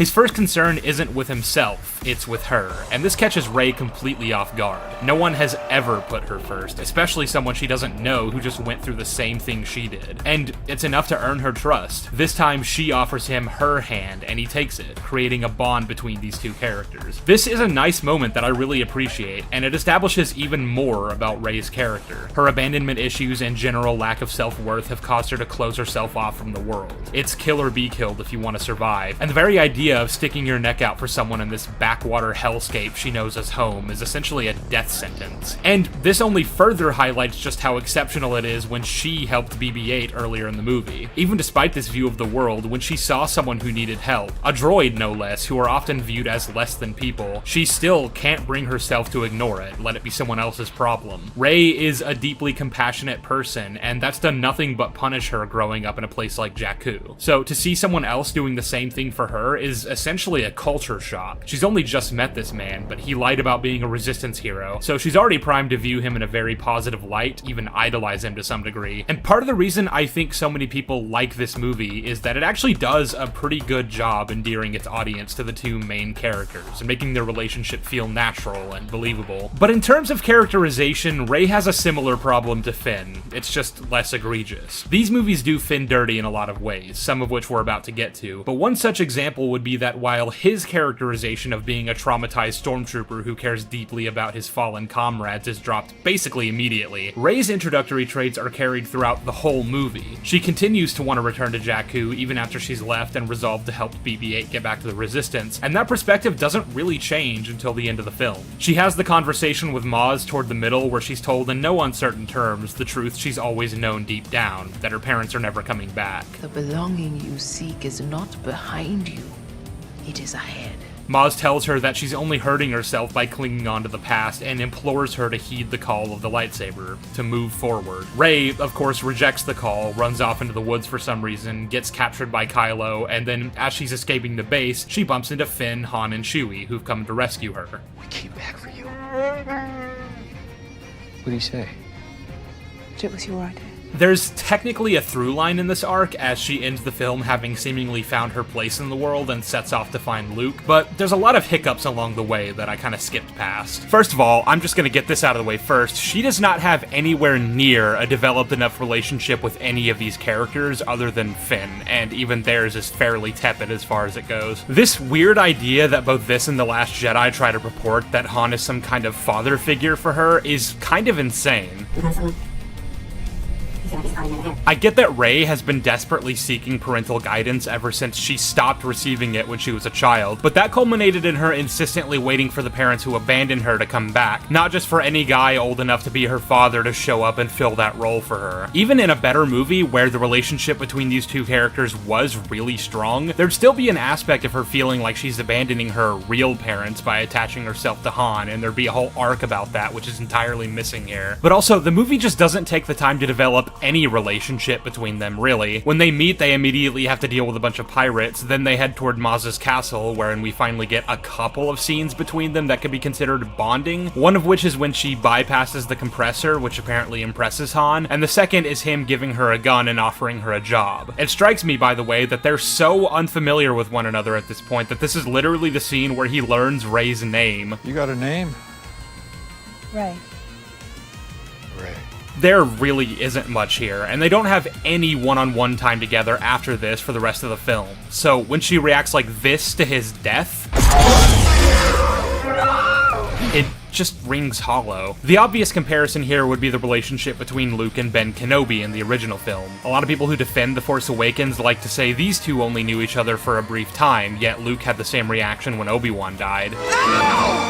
But first of all, it's not a matter of how long they knew each other in movie time, necessarily. Han and Rey only knew each other for the better part of an afternoon, but you can use that time effectively to develop strong dynamics between characters. It's not a matter of how much screen time they have together, it's about what you do with that time. The second point, however, that somewhat renders what we just talked about entirely moot anyway, is that Luke and Ben didn't meet in A New Hope, like people like to claim.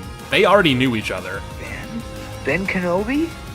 Boy, am I glad to see you. Tell me, young Luke, What brings you out this far? Now, the exact nature of their relationship prior to the events of the film isn't fully clear, but based on the dialogue between them and the fact that we know Ben was there specifically to watch over Luke and guide him on the path of becoming a Jedi, it seems safe enough to assume that the two have interacted many times previously, regardless of Owen's wishes. What if he's related to Ben? That wizard's just a crazy old man. More importantly, though, the scenes in which Luke and Ben spend time together don't waste a second in developing their bond. He was there for him when his parents died, he protected him in moments of great danger, and he taught him to take his first steps into a larger world. Something I think is also important when developing relationships like this is that you have to have both characters represent some aspect of what the other wants or needs. For Luke, Obi-Wan represents a father figure who cultivates his passions. He steps into a role that Luke finds lacking in his uncle. Owen is not a bad man, and Luke loves him, but neither he nor Beru is really providing him the fulfillment he seeks, and that's where Ben steps in. Conversely, Luke fills a void in Obi-Wan that was left after the betrayal of Anakin. He sees in him the friend and colleague that was once Luke's father, and desperately wants to recreate what they used to have. Before the dark times. I mentioned Logan and Laura a second ago, and very similarly to Ben and Luke, these two are characters who fulfill each other's emotional needs. Logan is a deeply lonely man who feels responsible for the deaths of the closest people to ever be considered his family. There's a void inside him that yearns for someone to connect to, and as it so happens, Laura needs someone to fulfill a fatherly role for her. She's had a rough upbringing and doesn't really trust easily, and despite Logan doing everything he can to keep her safe, she's very hesitant to confide in him or treat him as anything other than someone who might use her. She has pretty similar traits to a certain someone, actually, and as we went over earlier, Laura isn't the only one desperate for a father figure. Han and Rey have very similar emotional needs to Logan and Laura. Rey, of course, has her own abandonment issues, and Han lost his son to the dark side, so you'd think there'd be a vacancy there just waiting to be filled. But to be honest, they don't really do anything with either of those pieces of characterization. It's never leveraged as a point for either of them in the few scenes they actually have together. Just like how I was saying you might have had a moment where Rey stops herself from developing too strong of feelings for Han because she's afraid she's replacing her own parents who are definitely still coming back. There might even be an element of truth for Han in that as well. Maybe he feels guilty that he's replacing Ben with another young, bright-eyed Force user. And that's a point, actually. What if part of his reservations are that she's exceptionally powerful in the Force, just like his son? Maybe he's seen what that kind of power can lead to and doesn't want any part of that. Or maybe he even overcorrects and wants to be part of her life precisely because he wants to help her channel that for good, succeed for Rey where he failed with Ben. And maybe he even thinks that if he can hone Rey as a force of good, that's proof he can do the same when he inevitably confronts Kylo. But none of these elements are in the movie at all. Rey and Han have no relationship, they barely spend any time together, and then he dies. There's sort of a connected point to be made about this as well, which is that not only does she immediately throw herself at Leia, someone whom she's quite literally never interacted with before now, and their shared grief about Han, and we get that really unfortunate moment where Leia walks right past Chewie without even hugging him. JJ himself even admitted that was a mistake, by the way. But in this next shot, I wish I had not had Chewie there on the left, because you think it's going to be a reunion between the two of them, and it should be. They're old friends, and they've just lost someone that they both love. So it's a bit of a distraction, frankly, which I regret. Not only does that happen, but the very next person she flings herself at to try to form a parental connection to is Luke. And that gets carried into The Last Jedi, but it's definitely an element this film was going for as well, because it's directly stated in the scene with Maz that he's the belonging she seeks who's ahead in her path. Whoever you're waiting for on Jakku, they're never coming back, but there's someone who still could. And it's kind of bizarre to me because, okay, I get that the hole left behind by parents who abandoned you is probably going to have a very specific shape. The void you're trying to fill there is probably going to be in finding someone else to look up to like a parent, but I honestly didn't read it as though that was a necessary conclusion for Rey's arc. Like, yeah, in a better written film, she might find a sense of belonging in Han as a father she never had. She might have that need met, but I think the only thing you really need to resolve that conflict for her is anyone at all who's unwilling to abandon her the moment things become too hard. Someone who will offer her his hand and who will make sure she's okay before having any concern for his own well-being.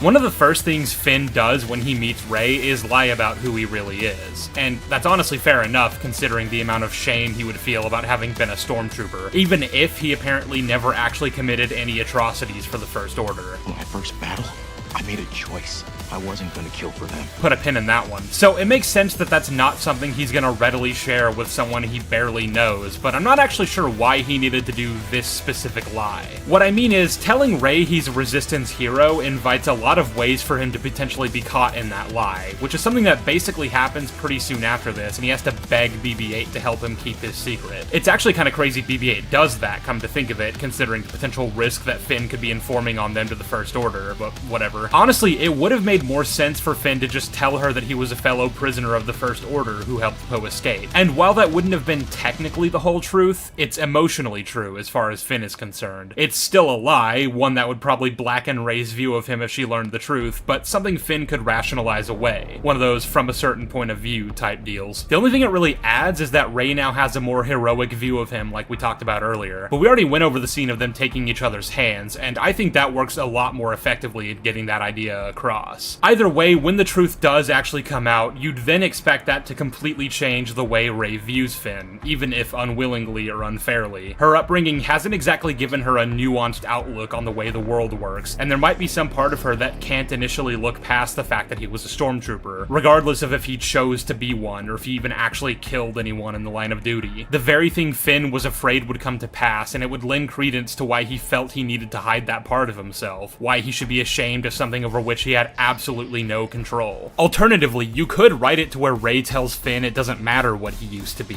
it only matters what he chooses to be now, and that running away and hiding makes him a coward, but that the man she's seen him capable of being is a resistant hero, even if that wasn't initially true when they met. Something along those lines anyway, to make the point that Finn didn't need to lie about who he was to her. Pick one of the two, because the actual scene itself does neither. She literally doesn't react to it at all, and it's never something that comes up at any point in this movie or in any of the follow-ups. The other thing she has apparently no reaction to in this scene is the fact that Finn is leaving. Like, yeah, she technically does react insofar as she asks him not to go and is slightly incredulous at the idea that he would abandon the mission they're on, but that's about it. And considering her relationship with abandonment, that doesn't scan very well, does it? If anything, she'd basically go off on him, try to establish control over the situation to avoid having to be vulnerable. Any walls that he helped break down are immediately coming right back up, and she'd tell him if he's gonna leave, then leave. She would lash out in anger and use this as reinforcement to what she always knew to be true, that everyone leaves her in the end. She thought Finn might be different, but it turns out he's just another false savior. That, coupled with the fact that he lied to her.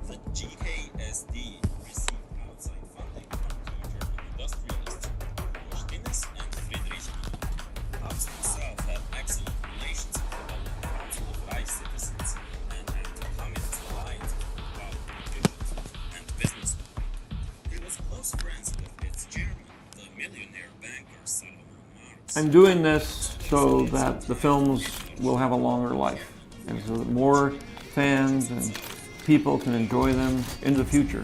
It's a very big universe I've created, and there's a lot of stories that are sitting in there.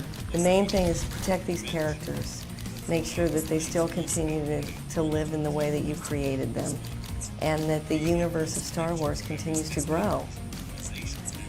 It's hard to believe we're approaching 10 years since the release of The Force Awakens. When Disney bought the franchise back in 2012, there was a lot of well-founded trepidation surrounding what the future of Star Wars was going to look like. And I can speak for a lot of people who were still kids at the time that the premature cancellation of the Clone Wars series certainly didn't help matters one bit. That, plus the decision to wipe away the entire expanded universe of books, comics, and video games that had been a staple of the Star Wars mythos since its inception, soured a lot of fans against them right out the gate, in what I can only describe to be two massive blunders of epic proportions. Not a great plan. There was the vague idea that we were supposed to be getting a brand new Star Wars movie sometime within the next few years, but I honestly can't say I ever fully allowed myself to believe that. Not even when the teasers and trailers started dropping and the marketing of this film was everywhere. Because the prequels had been coming out when I was still but a wee lad, so for all intents and purposes, those movies were just as much a constant in the Star Wars canon to me as the original trilogy. As far as I was concerned, they were always there, and the idea that we were ever going to get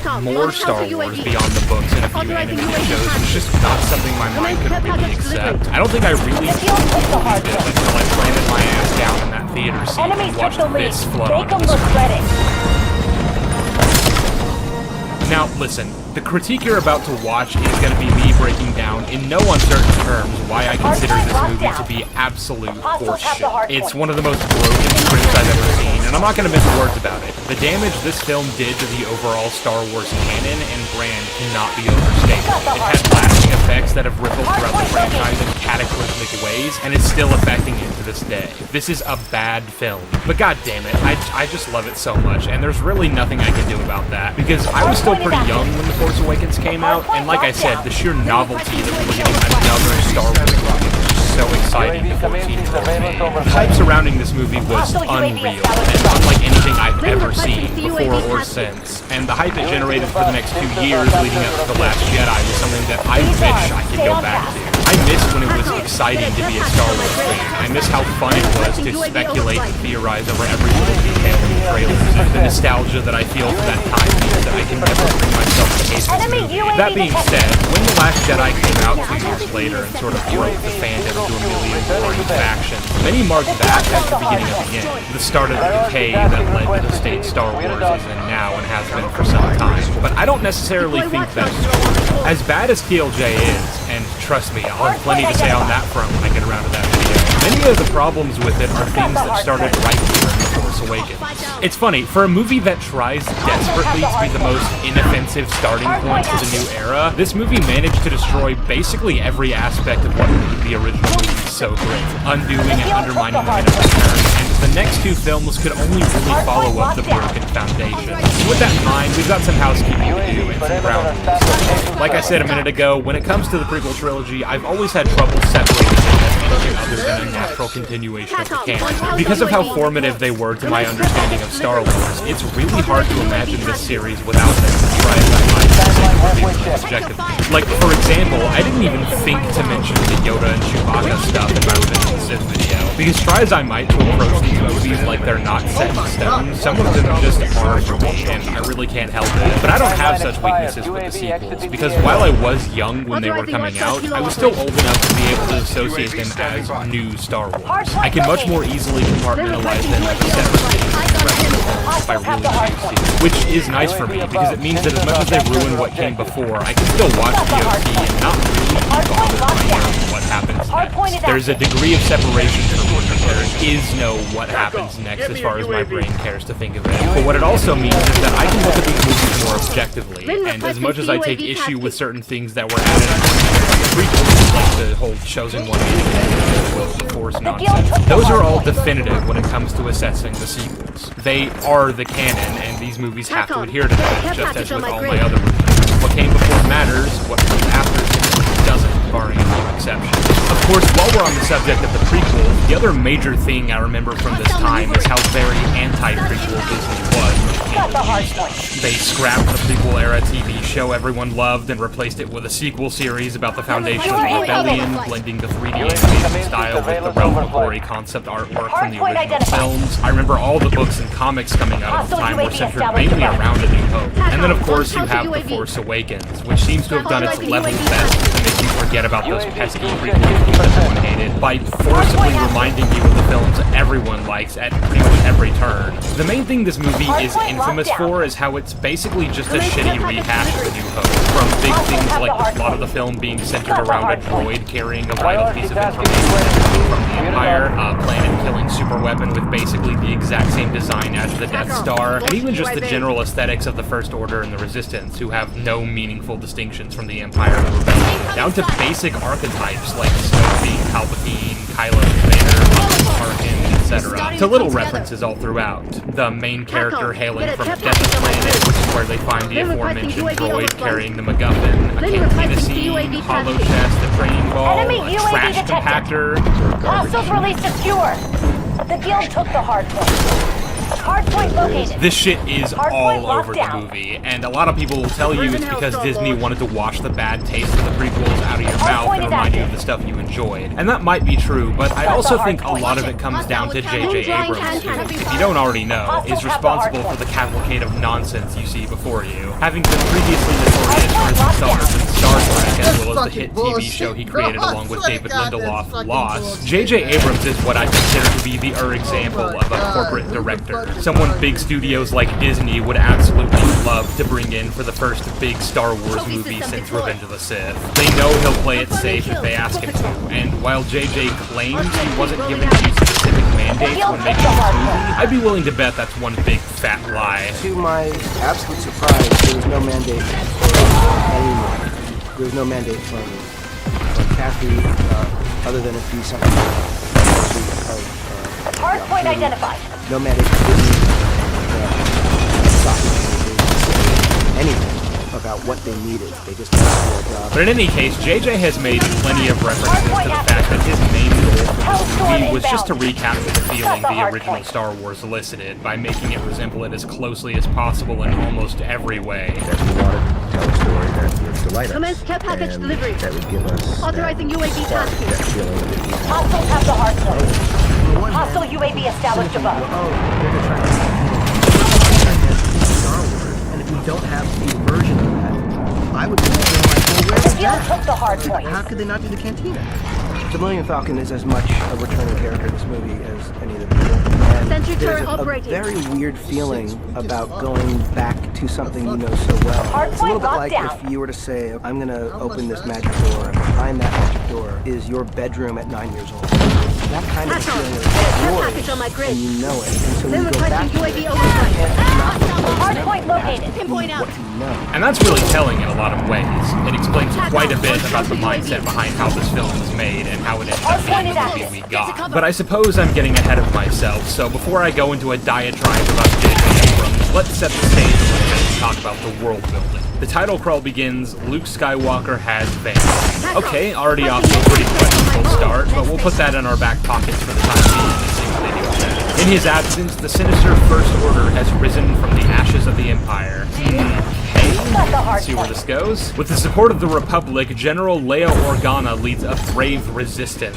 Okay, pause, I'm sorry, what the fuck is going on here? In just the first 2 paragraphs of this title crawl, we've already established a plethora of things that require explanation. Not all of which we get in the film, but even the ones we do get, the answers we're given are not good. I recognize that this is a new trilogy and that a lot of time will pass, and it's not uncommon for the first film in the Star Wars trilogy to basically just throw you into a new setting and expect you to catch on. Obviously, A New Hope was the first ever Star Wars movie to come out, so all the information we're given in that film is brand new. And The Phantom Menace took us a few decades earlier and expected us to figure out a few things, but in both cases, I'd say it was a simple enough thing to just make a few inferences. A New Hope's title crawl is just telling you the state of the world as we're about to find it, and seeing as there were no other Star Wars movies to contend with at the time, we had nothing to put it against as a frame of reference but itself. It can tell us pretty much anything it wants, and we kind of just have to accept it. The Phantom Menace is a bit more complicated because we're now 4 installments in and being taken to the late Republic era. We already knew from the original film that there was a Republic and that eventually it became an empire. The only new information this title crawl asks us to accept is that there's a trade federation and they're blockading a planet we've never heard of. People like to shit on the Phantom Menace title crawl and actually it's too much to take in, but just as I said in my video on that film, it's honestly pretty simple. If you have trouble following it, I'm not really sure what to tell you. The Force Awakens, however, has already asked us to accept a multitude of things about the state of the world since we've come to find it in Return of the Jedi, and a lot of it fucks with basically everything. Where has Luke Skywalker vanished to? Why did he leave? Why is he apparently the last Jedi when at the end of the previous trilogy set 30 years ago, he was tasked with passing on what he learned and restoring the Jedi Order? Did he not get around to doing that? What's going on? And, well, most of the answers to those questions won't come until TLJ, but here's basically the extent of the explanation as given by the Force Awakens. Hostiles have the hardpoint. Get a care package on my grid. UAV above. Sensors are captured your objective. Enemy UAV detected. UAV MPL 50%. So there was a new generation of Jedi, but they were all wiped out by one of the students. As we understand Ben Solo. There's going to be a lot to say about Ben's upbringing and how that relates to Han and Leia's characters, but to keep the focus on Luke, that means his own nephew took the dark side and destroyed everything he spent his life building, massacring dozens, if not hundreds, of Jedi trainees, and setting out on a crusade to conquer the galaxy to, quote, finish what Darth Vader started, whatever that means. And Luke just fucked off to some island to apparently go looking for the first Jedi temple. Okay, why. Is there something at this Jedi Temple that Luke thinks will help defeat the First Order, or Snoke, or redeem Kylo Ren in some way? Well, the film doesn't answer any of those questions because Luke only shows up at the very end and doesn't have a single line of dialogue because JJ decided he didn't want to come up with explanations for any of it and pass it on to whoever inherited the storyline after him. I don't have many nice things to say about Rian Johnson in terms of his writing, but man, I do not envy the task of trying to fix this mess. Of course, that's not what he did, and in fact made all of it exceptionally worse, but, you know. And normally I wouldn't do this because, as I said earlier, what came before matters, but what came after doesn't. But this is what I meant when I said there are some exceptions to that rule. J.J. Abrams' writing strategy of Good question. means that what we're dealing with here is an incomplete story. It doesn't make sense as is, which means we need additional information from the next one to try to work it all out. And unfortunately for JJ, Rian took what already didn't work and decided to light it on fire and shoot it at the fucking moon. So let's talk about Luke's motivations, shall we? In The Last Jedi, we learn he came to the island to die and had absolutely no intention of ever being found by anyone, which tells us two things right off the bat. The first is that no, he apparently didn't flee to the first Jedi Temple with some vain hope he might find something to stop Snoke or save Ben. He actually did just fucking leave. I'd have thought, considering he left pieces of the map in places for his friends and allies to find, that he'd been hoping they eventually would. But that brings me to my second point. If Luke came here with no intention of ever being found, why did he leave behind a map that leads to his exact location? So we basically have to game this out in two different ways. Either Luke wanted to be found and took unnecessarily convoluted measures to facilitate that outcome, or he didn't, and it makes no sense why anyone has anything to do with that. The map itself appears to just be the galactic map with a yellow line running across it from one point to another, and it's split into two pieces so that the intent is only shown on one small fragment of it that seemingly covers the unknown regions area. Who created this map, how it ended up in the places it would need to have for the plot to function, and why certain factions do and don't have it aren't made entirely clear. Though I think it is reasonable enough to assume the map was created by the Jedi who founded the Order. It can't have been a map Luke created and then left for someone to find, because Kylo tells Rey the First Order recovered the larger piece of the map from the Imperial Archive. Recovered from the archives of the Empire, but we need the last piece. And if Luke created the map, then that wouldn't have happened until after the Empire was brought down. But if it was created by the Jedi, then that would explain why the Empire would have had it in their archives, since obviously they inherited everything the Jedi had on record when they took over the galaxy. However, seeing as the map the Empire had was an incomplete one, I guess that also means the Jedi had an incomplete one, and that doesn't really make sense, does it? I mean, I guess you could assume they're the ones who decided to break it into two pieces, and I guess hide the smaller part on some outpost somewhere, but you'd at least assume they'd have the location of that piece written down somewhere, so it still doesn't make sense that the Empire wouldn't have been able to find it. You'd think Palpatine or Vader might have had at least some interest in the location of the first Jedi Temple, if it was important enough that the Jedi felt the need to hide it, right? But that's kind of the thing, isn't it? We're not shown anything to be significant about this temple, either here or in The Last Jedi, aside from the fact that it was a sacred Jedi site. But I mean, that's no different from, say, Ilum, and we all know what happened to that. In any case, if it was the Jedi who decided to split the map in two, then I guess at some point Luke must have figured out where the other piece was and used it to get to Ahch-To, at which point he left R2 behind with the large piece of the map for some reason, and the other ended up somewhere? I'm gonna get to R2 in just a second, but the old man we see at the beginning, Lor San Tekka, is the one who had the smaller piece when we start the film. How he got it, where it was before he found it, and what the connection to Luke might be, I have no idea. He's shown to clearly have some type of relationship with the OT characters, specifically Leia and by extension Ben. General's been after this for a long time. The General? To me, she's royalty.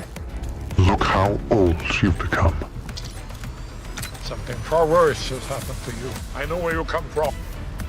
Before you called yourself Kylo Ren. So maybe he's good friends with Luke and potentially was even helping him find the map. If that's the case, then either Luke left the smaller piece with Tekka and I guess told him to wait a random amount of time to contact Leia so the scavenger hunt to find him could begin. Or again, we're going with the explanation that he didn't want to be found, and my question would then be, why did he not just destroy both pieces then? If Tekka found a different version of this piece of the map independently from the one Luke found and destroyed, then holy contrivances, Batman. But that needlessly complicates the matter even further, because again, we have the very inconvenient piece of this puzzle that is R2-D2, Luke's personal companion droid who's been with him throughout this adventure, and is just sitting dormant at the Resistance base and will reunite with him in The Force Awakens. He's apparently been there this whole time and has been in low power mode since he went away.